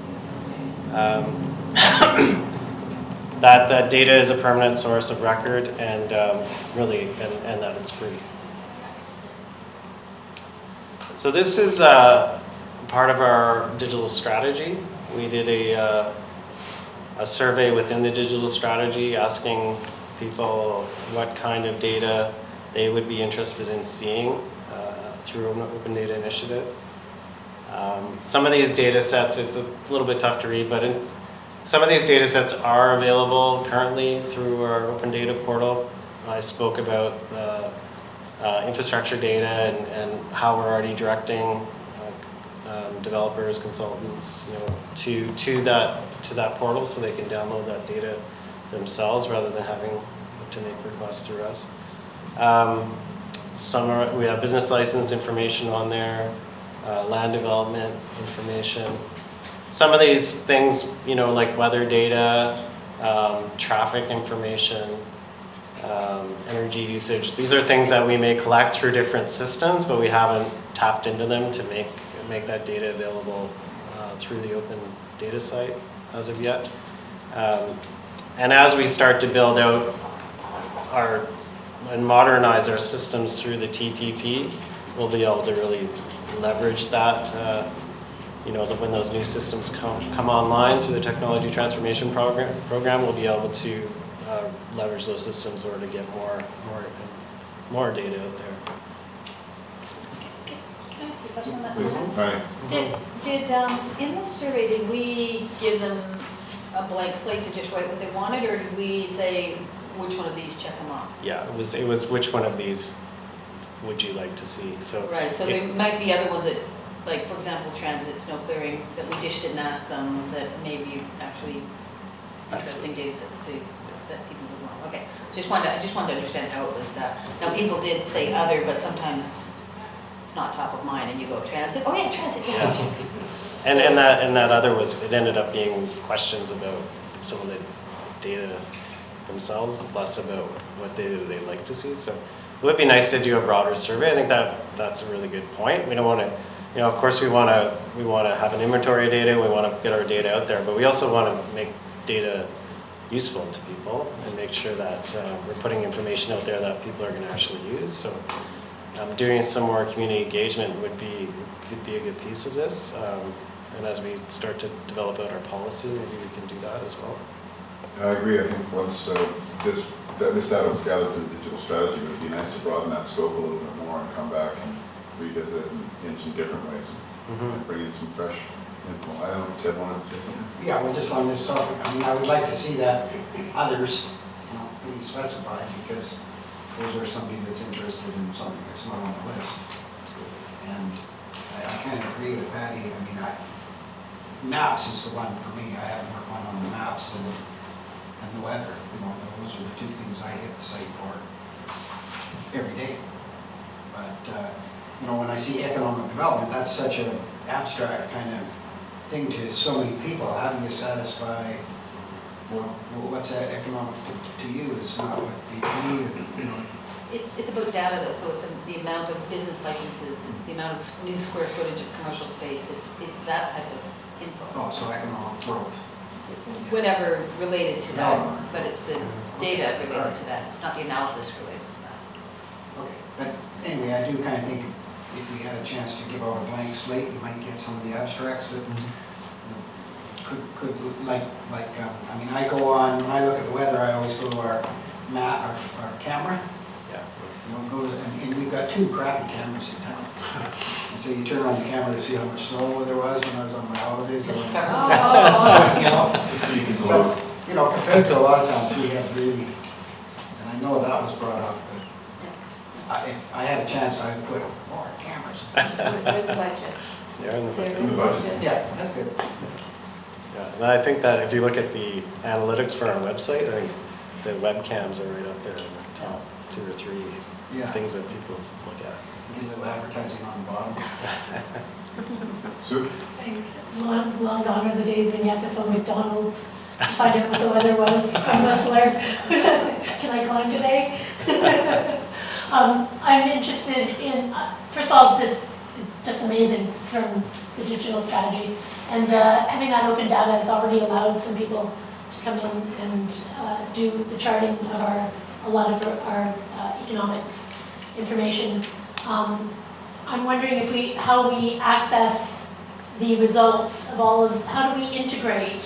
If people have come up with good infographics or information that is valid, how do we reverse access if people are doing economic modeling or any of the information that they use the data for, do we have equal open access to their work afterwards if it's information that may be helpful? Oftentimes we pay for studies because of data collection or amalgamating data. Especially business licensing is really interesting to me right now. How do we get that information back? Yeah, that's a great point. I think often we do provide data to particularly universities or people are doing some sort of analysis with it, and typically we don't hear back. So Happening in our licensing? Potentially, it's really hard to follow up on that, I think. Yeah. However, there might be some ways of doing that. Once I get in, I'll show you the open data site, and I can talk maybe a little bit about how we might do that. How do you know when we want that? Yeah, I mean, I totally appreciate the goal that Councillor Chappelle is talking about. Unfortunately, if you start putting parameters around the access to open data, it's not open anymore, right? So, not the access, but just like if you could put a request in, if you Well- have an infographic to share. Or, oh, absolutely. I mean, ideally they share it with you, but yeah, I just think as soon as you start putting parameters around open data, like you can have a data, but we want your results, then all of a sudden it's not open. So there's just a fine line there about making sure that our goals are to open the data up so that other people can use them for business purposes, use them for analysis purposes, use them. I don't care how they use it. I'd love it if they shared the results, but they're paying a lot of money to do the science and the analysis, then that's a different thing. But yeah, I appreciate the goal. It's tough when you don't want to set the parameters around it that confine the openness of it. Thanks. Would you like to carry on that? So I'll quickly show the Open Data Portal.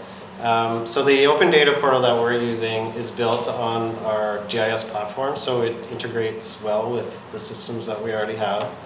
It comes at no additional cost to us, so we're able to leverage, again, the systems that we have and not have to purchase something different in order to use this site. It's not to say that it's going to meet all our needs, but I think it's a good step forward in terms of getting information out there, and we may in the future decide to look at another opportunity. But right now, I think it's a really good tool, and it's fairly easy to get the data in there, and people can explore through that portal. They also can use our existing GIS maps as well. There's lots of tools there to export data and do reports, but this is more about looking at specific data sources. You can also use the tools within the site to build your own applications, which is pretty cool, and share those. So I'll just open this site here and we can have a look.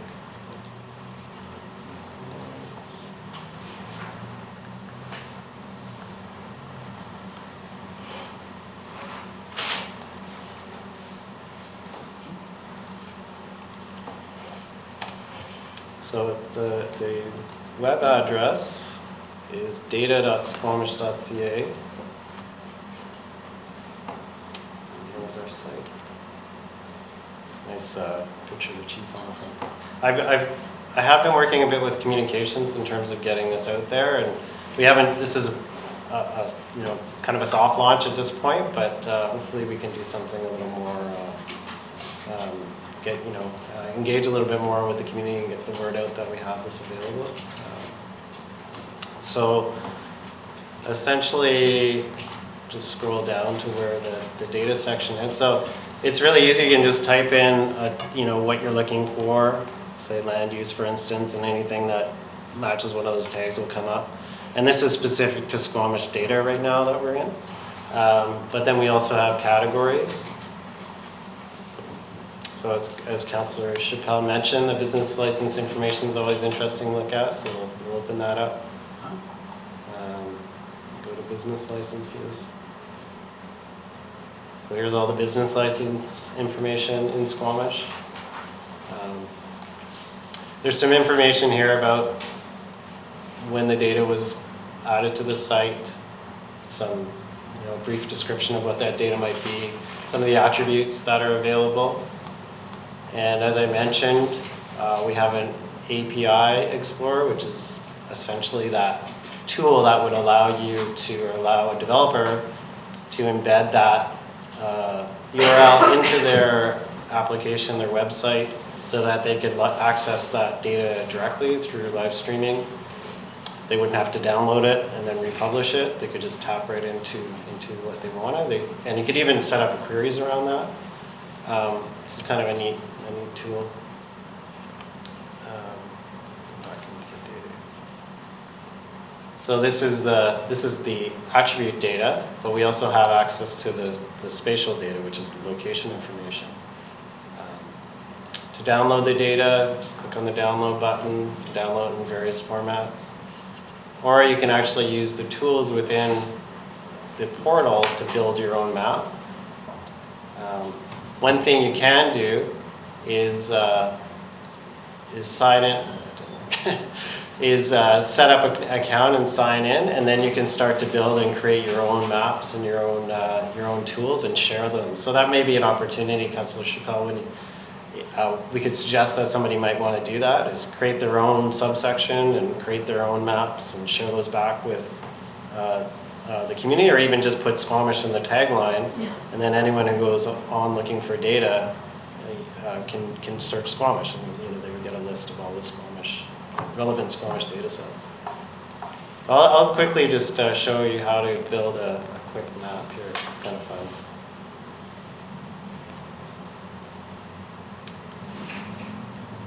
So again, here's all the business license data. And so right now it's just symbolizing on the business name.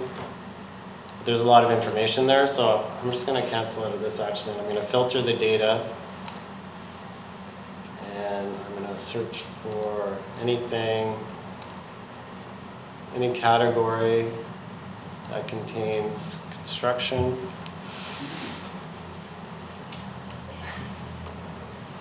Cool, eh? Apply that filter. So these are all the construction-related businesses. And then I can go back to the styler. And again, I can symbolize on that category. And we already had one heat map today, so let's do another one.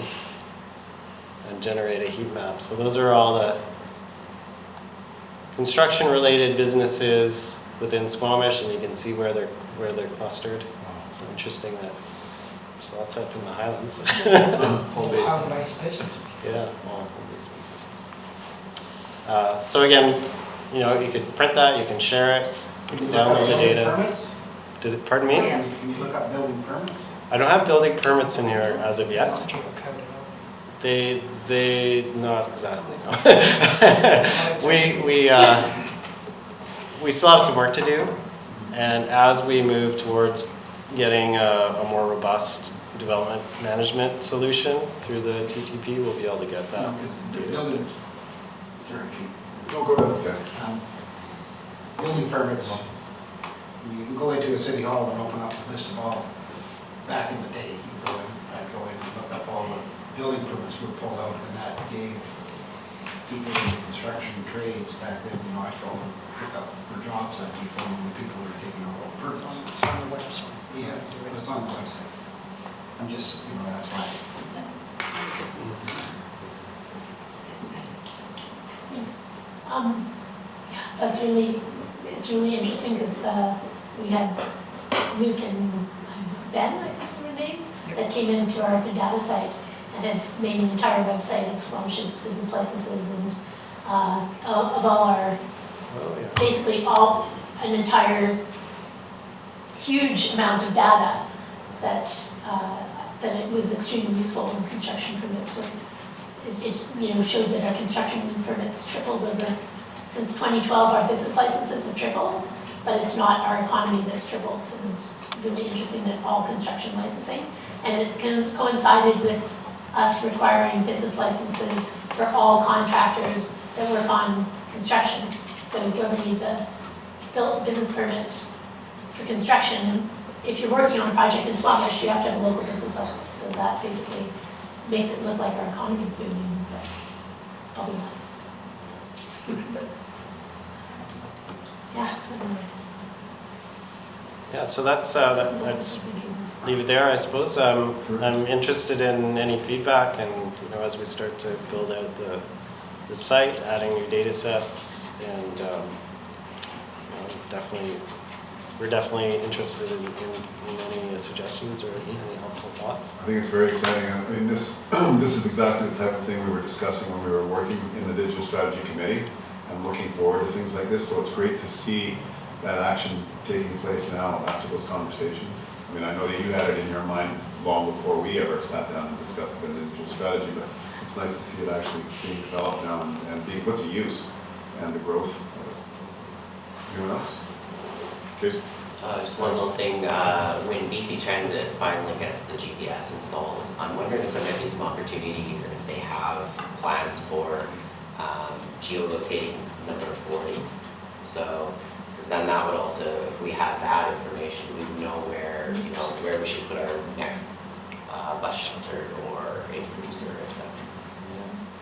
I don't know if it's- I believe I did briefly talk with Beth about that. I think that is coming with those smart buses. They are coming.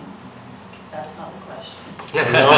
No, but that technology I think is coming as well, so they can track ridership. Anything you could capture, we could make a data set of, so potentially. Right?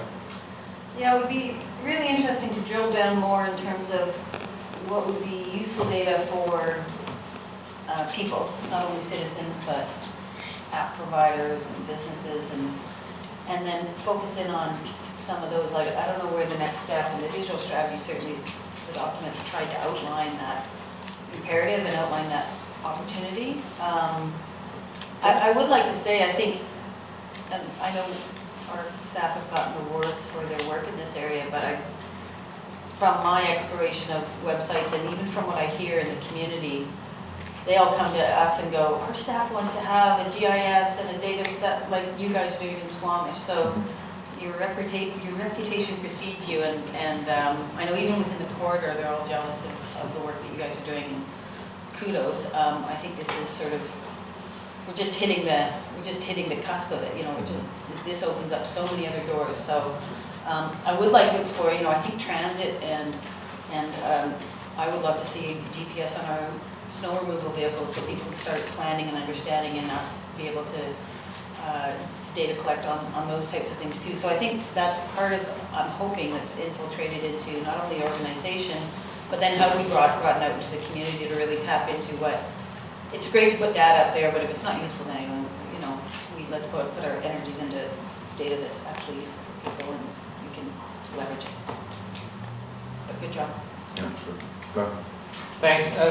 But is that data at squamish.ca, does it link to our website, or? There's a web page on our website that talks about open data, and the data sets are linked back to our GIS database, essentially. Somebody going into the website, the district website, could find this. They would, right now it would require them to know really what they're looking for, but that's a good point, yeah, so we could make that more prominent on the website. I mean, if you didn't know data about squamish.ca, I mean, Yeah. might you not find it? Yeah. Yeah. I was going to mention we could add a survey onto this page, which would allow us to get some more feedback on what data people were interested in. That'd be a great idea. Terrific idea. At least we have it. Can we, then would you be able to keep that open, fairly open-ended and sort of, so we could see in broader strokes, if we can find the parameters of that, then we sort of just get those pat answers that really fit those parameters, but if we could leave it open somewhat, just to see what obscurities that might be out there. Yeah. It'd be interesting to see. We don't have to address all of those, but you know, just see what some of those requests might be in the end. Sure. Well, thanks very much, guys, very exciting, beautiful, nice work. As Patty says, it's nice to be the envy of the corridor and elsewhere with the talents that you guys have brought to the table. Thank you. Thank you. So moving on, I think we're doing fairly well with time. Next is Gary Buxton and the Housing Task Force Recommendations Review. Thank you. Now, Council considered these and we accepted the report of the Housing Task Force with its recommendations back in, I think it was November, it was early December. So I've just, there were a dozen recommendations contained in the report. I've abbreviated them slightly just so they'll fit on two pieces of paper. I know when the task force report was placed before Council, there was a sense that Council wanted to sort of look at these again and to maybe reaffirm them. We can add to, we can delete. Having said that, as of yesterday, recommendation 2B is sort of in progress. Council has made that decision to proceed with the housing coordinator. We know we've still got a little bit of work to do on position descriptions and defining the role on that. But I wanted to just have an opportunity for Council to sort of look over these again, because there wasn't a lot of time on that meeting to go into the recommendations in detail. And just sort of open a discussion about the recommendations, whether or not Council felt that there were any that we could push down the priority listing, or we need to move up the priority listing. Do we delete? Do we add? Essentially, these are going to form somewhat of a to-do list for the housing coordinator once hired. So any guidance that we can give in terms of Council direction to that position is going to be a benefit. So, beyond that, I will open the Council's discussion.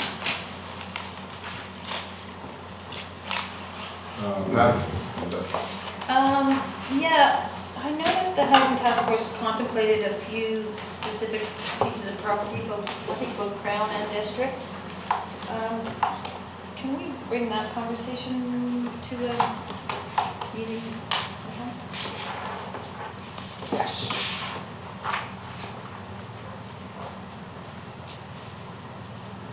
Okay.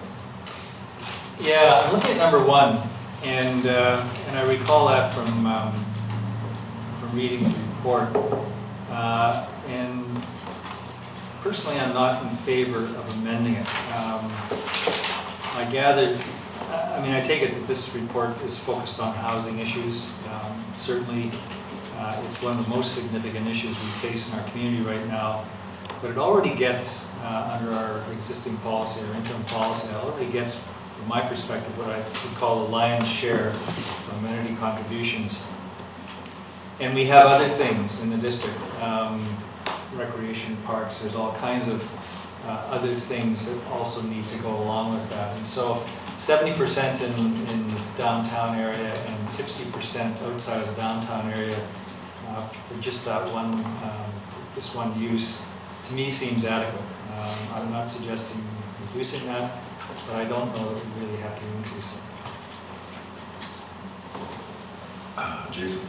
Yeah, and I think that, I would agree. Like, I'm fairly happy with the interim policy as far as setting target amounts in terms of, especially for the cash in lieu. So I think, probably more as a longer term thing is more on the sort of latter half of the paragraph, which when a developer comes with a very large master plan project, that there's different opportunities to say, okay, well, 20% of the units as opposed to cash, but don't know if that's something we need to do as a first priority, so, although the discussion we'll be having tonight actually might lead us down that road. But I'll leave it at that. I think that's, yeah, I would concur with the interim policy is good. Sue and Ted? Thanks. Yeah, I would agree with Councillor Buckman's assessment of having larger projects donate units instead of as a longer term strategy.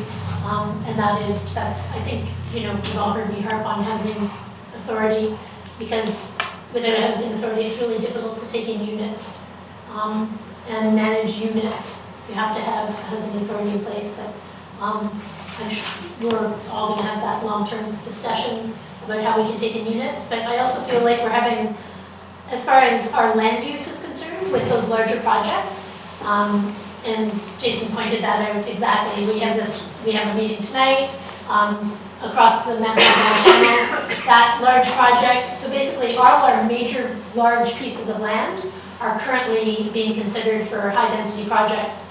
And I do think it's a little, I feel anxious about not being able to take in units instead of taking in, we have our land, and I'm really excited about having a housing policy coordinator or a position where we can use our land, but that's maybe one or two projects. We need to look to a long-term solution of how do we bring in units and manage units properly.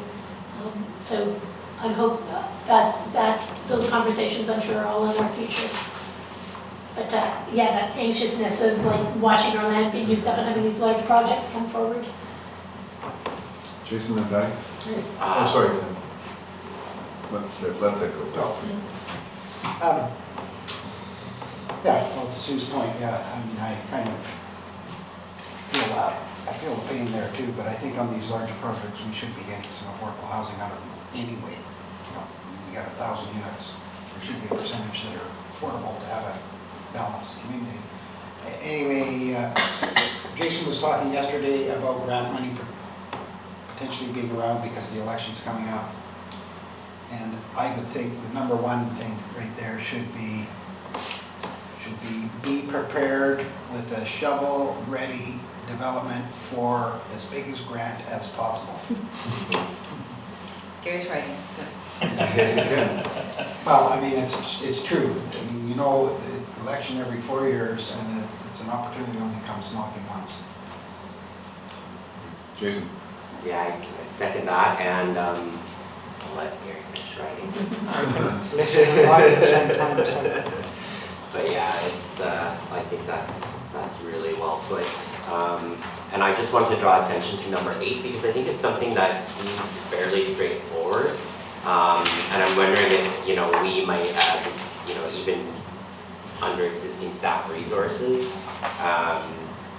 look into the matter and check in with CMHC, because to remind everybody, my understanding is that there's some deficiencies in CMHC's knowledge about the local rental market, and because of that, they are unwilling to offer financing for purpose-built rentals at, some favorable rates for people in the market. And I just wonder if we might, just check in with CMHC and get a firm answer as to whether or not this is the case and what would lead them to change their mind. And then once we have that response, maybe council, maybe it becomes more of a political thing and we start lobbying our member of parliament and federal minister, because this was definitely highlighted by developers as a barrier to rental housing. So yeah, more like just like drafting the letter and requesting information from seniors.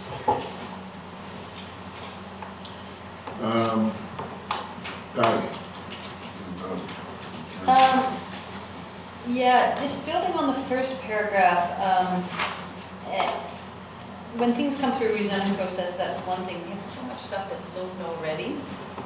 So I'd like to figure out how we think about some creative ways of somehow figuring out how these properties are zoned already are contributing to solving this problem too, and maybe there's incentives, maybe there's additional density that we can offer as opposed to them having to come back for rezoning to get more density.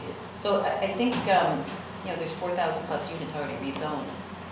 How do we tap into that? We can't force them obviously, but I'm trying to think if there's ways we can, so I don't know if it's not quite encapsulated in this first paragraph, but it's kind of insinuated through density bonusing or through some other something, but stuff that's already zoned, how do we help get that in that pocket? I think, if I may just quickly, be really nice to have a really easy access, and maybe it's on the website already, to understand maybe the benchmarking of some of these things that we have done, to understand, maybe we can have a affordable housing portal that talks about, we've had, and has that data really easily, we've had X amount of new building permits for secondary suites and family homes. We've had, this much more density. I just, it'd be good to have a sort of a way of benchmarking that, to see how these initiatives, I know we had a report a couple weeks ago talking about the new, the effect of that policy. It'd be nice if it was sort of an analytical form so people could understand it a little better and reference it easily. Next up, Karen and Ted. Oh, sorry. Yes. Well, just quickly, it was on Jason's point about going to CMHC, and frankly, I'd skip the letter, I'd go straight to the MP. I dealt with CMHC years ago in the past, and it's kind of a monolithic organization. You really have to focus in on the decision makers there, and it's not the person in the street. So I would try and maybe, I don't know, get a roadshow together, with senior staff and one or two counselors, and get face-to-face with some key people, like regional managers and so forth, and have our MP set that up for us and sort of get the minister on side with it, because otherwise I think it'll just sort of fritter off. If that's an important thing, and I take your point, then I think that's how we have to approach it. I think I spoke to this yesterday in the budget meeting, but I think the two priorities for me are having a shovel-ready project and then our community amenity contribution that contemplates sort of all the different scenarios. I think the levels of what we're contributing to affordable housing are fine, but I think the inclusionary zoning is important, and then also what we as a council are willing to waive. If someone's building core housing, like subsidized housing, or below market rental, are we waiving CCs? Are we waiving DCCs? Do they have to do frontage improvements? And I think that policy work needs to be done sooner rather than later so that we're all on the same page. So that developers know what council will and won't say yes to in terms of, all those things that surround building a more affordable project. I know the one on Government Road near me doesn't have sidewalks, but I think some councilors wish it had sidewalks, or, that sort of thing. So, but I think for me that policy work is my priority. I just wish it could be done lockstep with getting the shovel-ready project. And then I think it's up to council to lobby on the other things like the Safer Fund and the CMHC part. I think we can take that on through our MLA and our MEP. And I think the short-term rental policy and enforcement is not a high priority for me this year, for sure. And I think we've done quite a bit on the secondary suites, and I'd like to just wait on those until this person's in place and we get a bit more feedback from the market on that. The only other one that hopefully starts to be considered towards the end of this year is the workforce housing one. I think that's the next biggest gap. I think if we can get some affordable rental housing in the funnel to be built, that will help. But I think that might be a concerted focus towards the end of this year, early into next, I think. Yeah, it's just all good points. It's all good stuff. But a little bit to Patty's point on the big developments and the stuff that's on the zone, and I was thinking about that a lot last night after knowing where we're going today, and You know, it bothers me when we kind of zone a couple hundred units in knowing that it might take 10 years to build out. And so I think, well, you know, from a development standpoint, that's great. You know, get all your property zoned, it's out of the way. And you know one thing's for sure, your development costs aren't going down. So you've just cinched up a big chunk of land. You can go back in and change whatever you want anytime. But you've got your DCCs and everything all paid in more. So it's, I guess the question's to Gary. I mean, on these long-term big builds, like the one we're looking at tonight, so they come in with 1,000 units and they say, yeah, so we go, well, you gotta give us so much for affordable housing, so much for this. And 15 years from now, they're still building them, and it's double what it is then. I mean, is there any kind of thing built into those long-term developments to, you know, get as the stage development unrolls to get whatever the costs of the day are out of them? That's what happens now. What happens now? Yeah, you're locked in when you have a subdivision, a development permit or a building permit. So you're pretty close to actually putting a shovel into the ground. In fact, no, I don't think you're even locked in with a subdivision. It's a development or a building permit, so you're pretty close to. So along the water, we haven't really collected anything off those ones until they go for a building permit.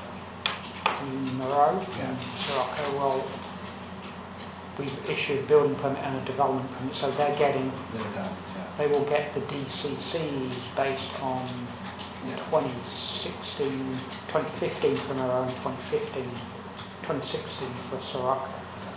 So that's, you know, that's kind of my point. I mean, yes, and it might take 5 years or so, maybe even 10 years to build that out, depending on the economy. It's locked in. But it would, they haven't acted on it, the DP would have expired. Yeah, technically, Well, because they are acting on it. I mean, if you act on a DP, you don't have to build anything, you just have to move soil around the site. I'm working on it, Dave. I'm working on yeah, it. but I don't think you can realistically get a development permit and put building one in year one and pay the 2016 DCC building two in 2022. I think there's a 2-year time frame, at which point if we don't extend the development permit, that technically lapses, so you pay the building permit. And they're going to pay DCCs to building permit stage anyway. So we can write that into land development agreements. Well, I just want, you know, like, we've got a bunch of big stuff, and you know what my concern is. The more important thing is that we frequently update our DCC bylaw. I mean, we're somewhat constrained by provincial legislation in that if you submit an application, the clock's sort of held for a year or 2 years. The key then is to make sure that your DCC bylaw is up to date, and leaving it 5 or 6 years between is too long. We should be looking at our DCC bylaw updates biannually, if not annually, given the growth that we've got in the community right now. So we're on that. Growth will pay for growth.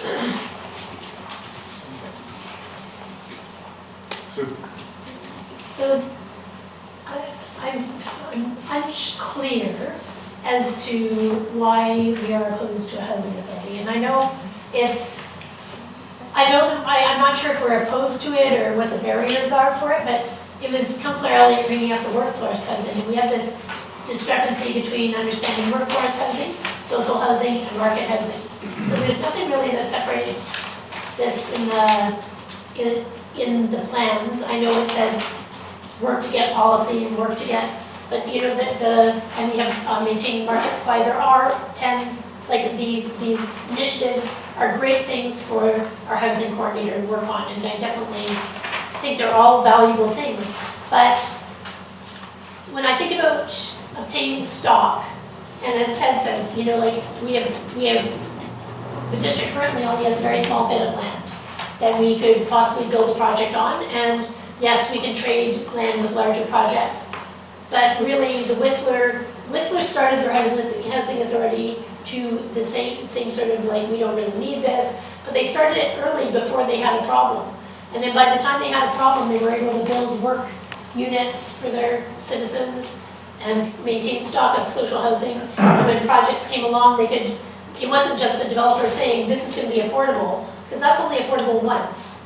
And right now we task Sea to Sky Community Services, they have one guy that's managing all our units pretty much, with Riverstones and the projects that we have.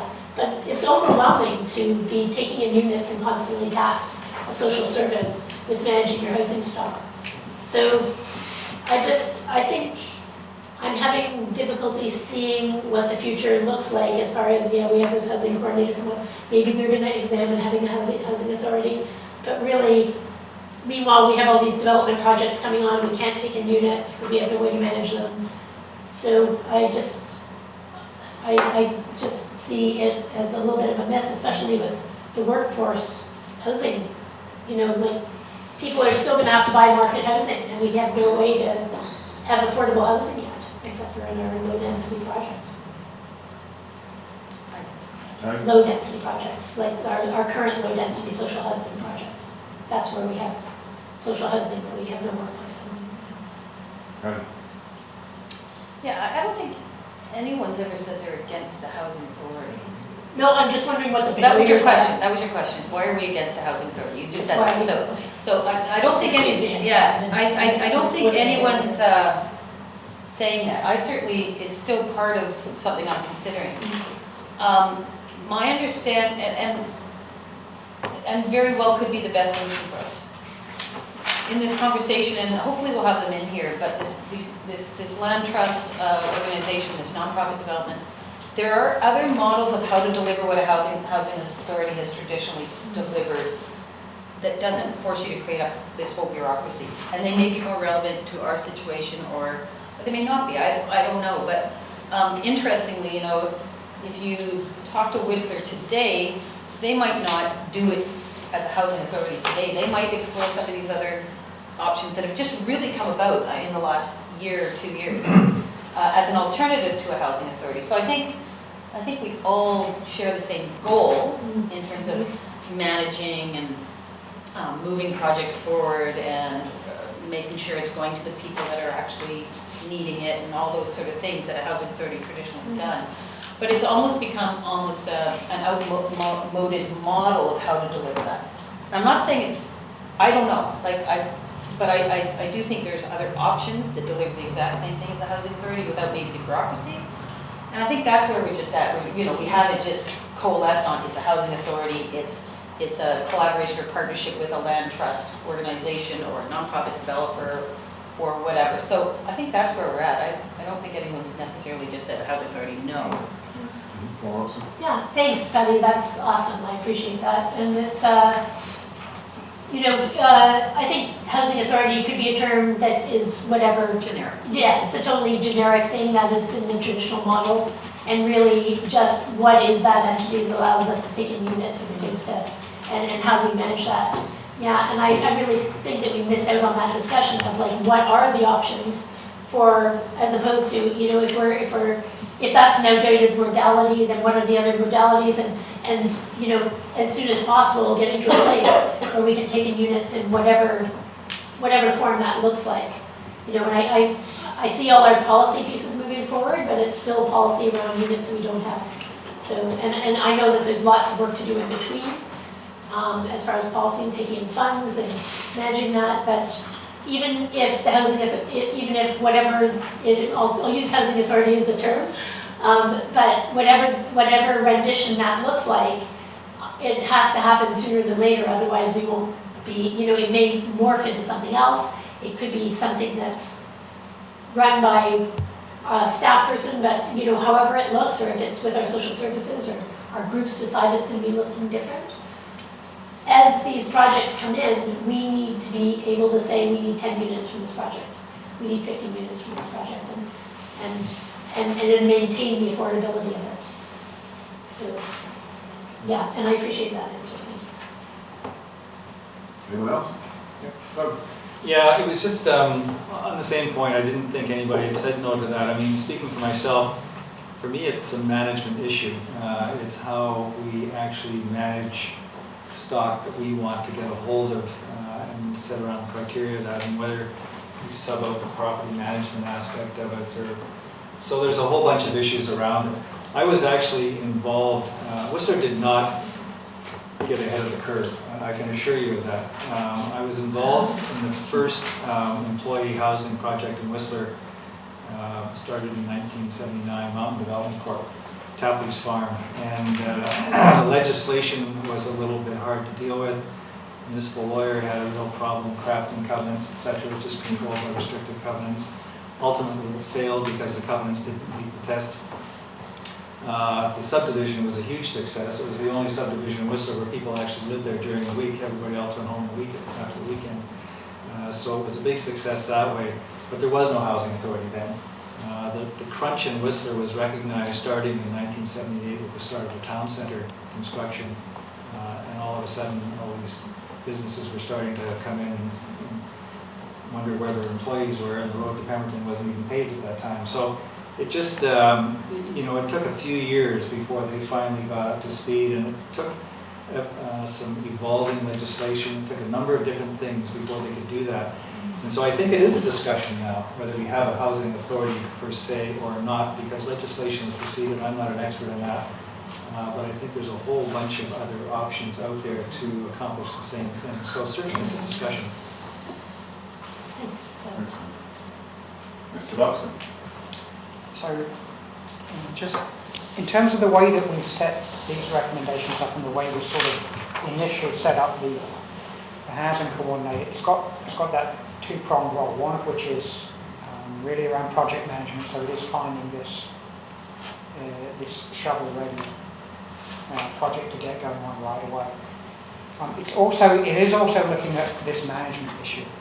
And I just sort of want to distinguish, it's not management of the units. I don't ever want to suggest that a municipality gets into real estate management.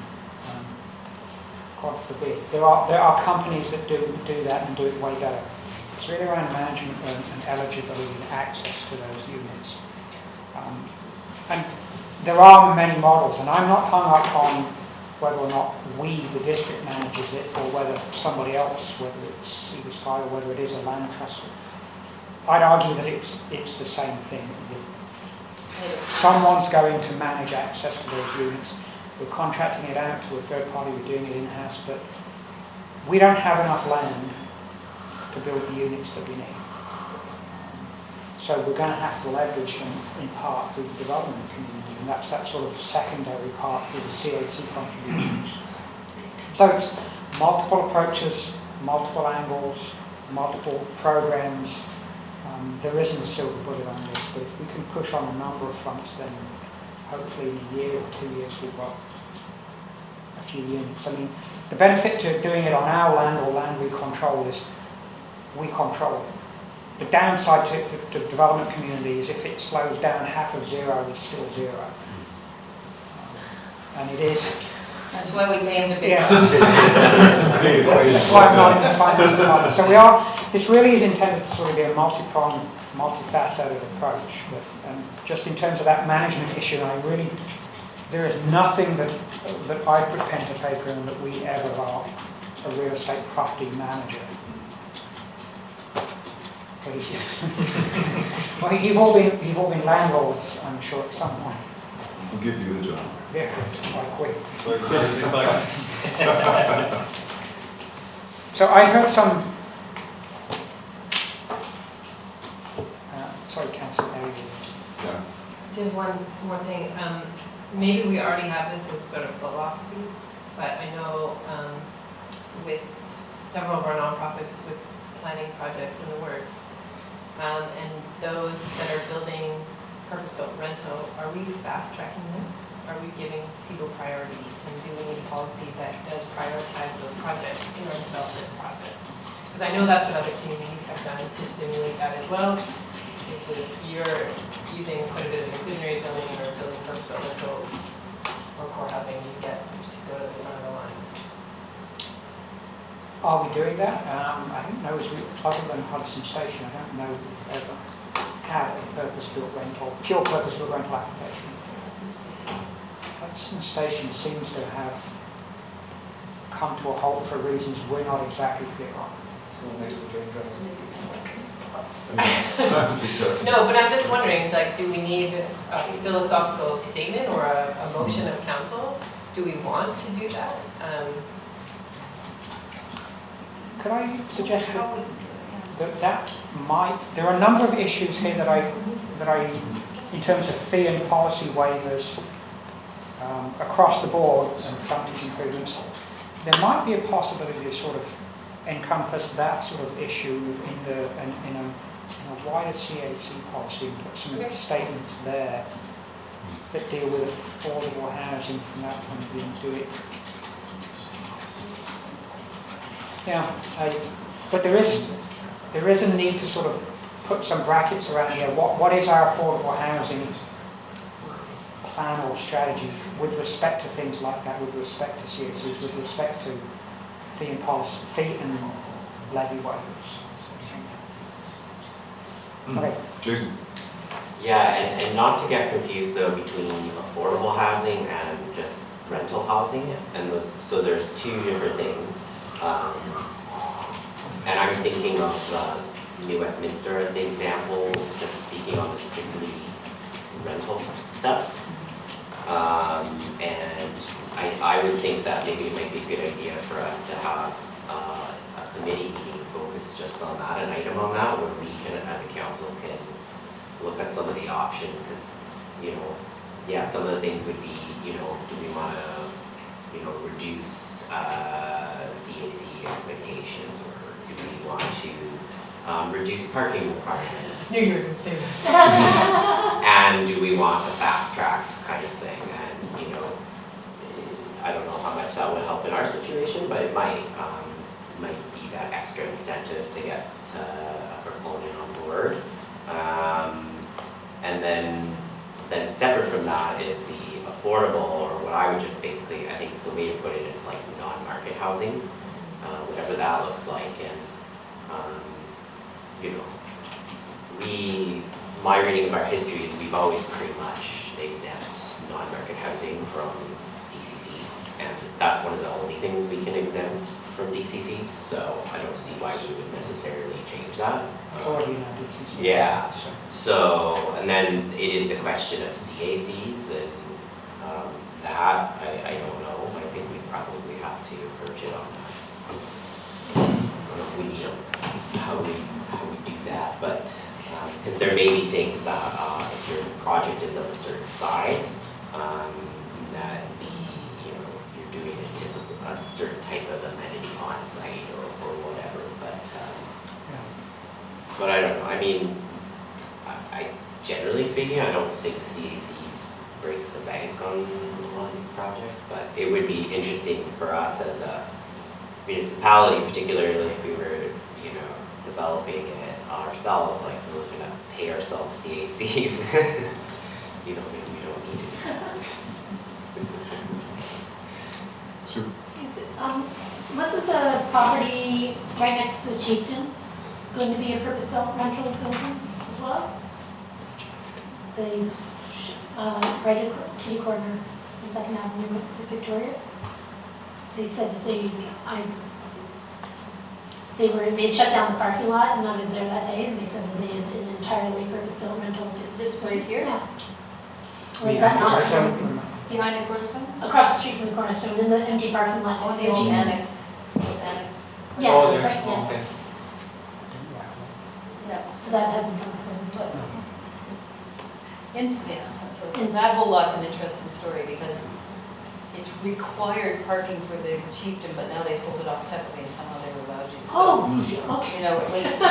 There was a schmozzle, yeah. Yeah, I was wondering why they didn't have parking at the Chieftain, and somebody said it was just. Because they That's sold how their they parking built. lot, and they should never been allowed to separate that, Yeah, that connection to. but they have the parking across the street as well, do they not?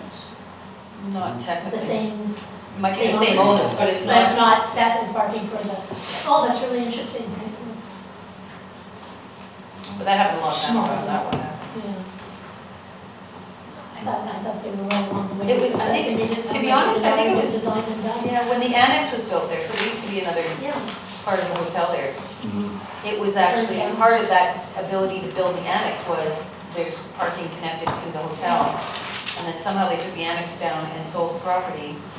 It burned down. It burned down, yeah. Oh, that's right, it did burn Yeah. down, but they sold the property and then they sold all their parking with it, and now they complain there's no parking for the hotel. That's what it was. Yeah. I stayed in a hotel in Vancouver, 12 stories. I said, where do I park? Well, we don't have parking. 12-story hotel with no parking. Zero.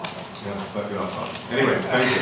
What happened? What happened? Yeah, where'd you park? I parked Let's go a for mile away in some paid parking lot. There you go.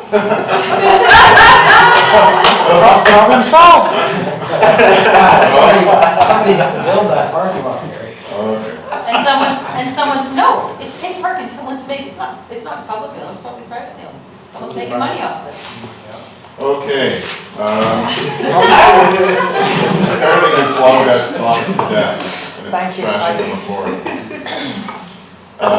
So, if that's our wrap up, then looking for status of recommendations to council if there are any. Don't think so. Any referrals to council?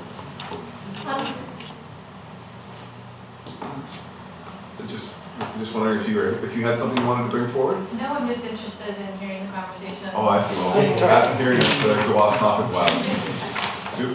I'm interested in, we have a lot of transit in the budget this year, but we haven't had DC Transit in at all during our budget to look at numbers, or they had promised us to bring back numbers to look so that we could sort of look at a reorganization.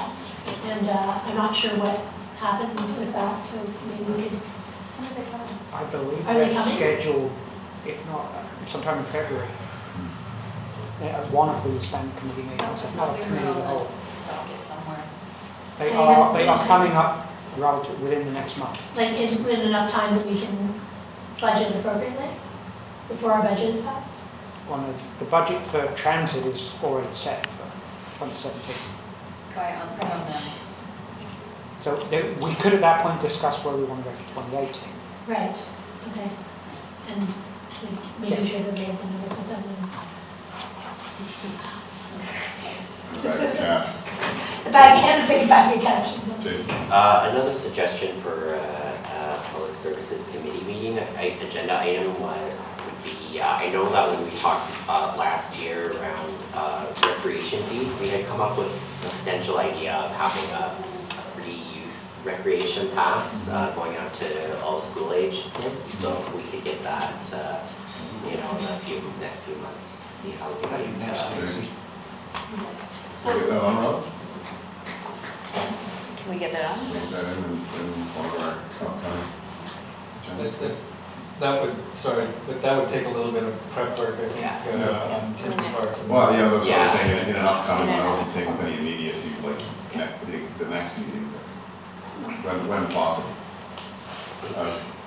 Okay. Yeah, on that note, I had a brief conversation with Linda last week, reflecting on the master plan for Brandon Park and all that sort of stuff. There's a lot of, and some of our new philosophy on parks.